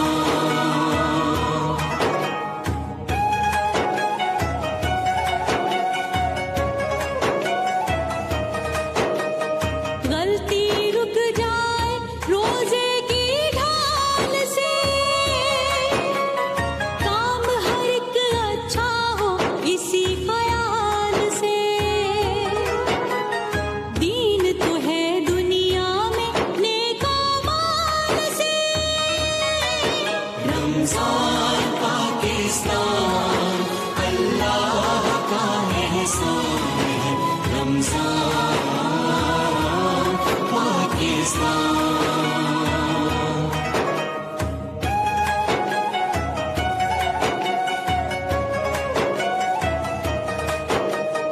ہاتھ کسی کا پکڑو اور امداد کرو، غم کی قید سے خوشیوں کو آزاد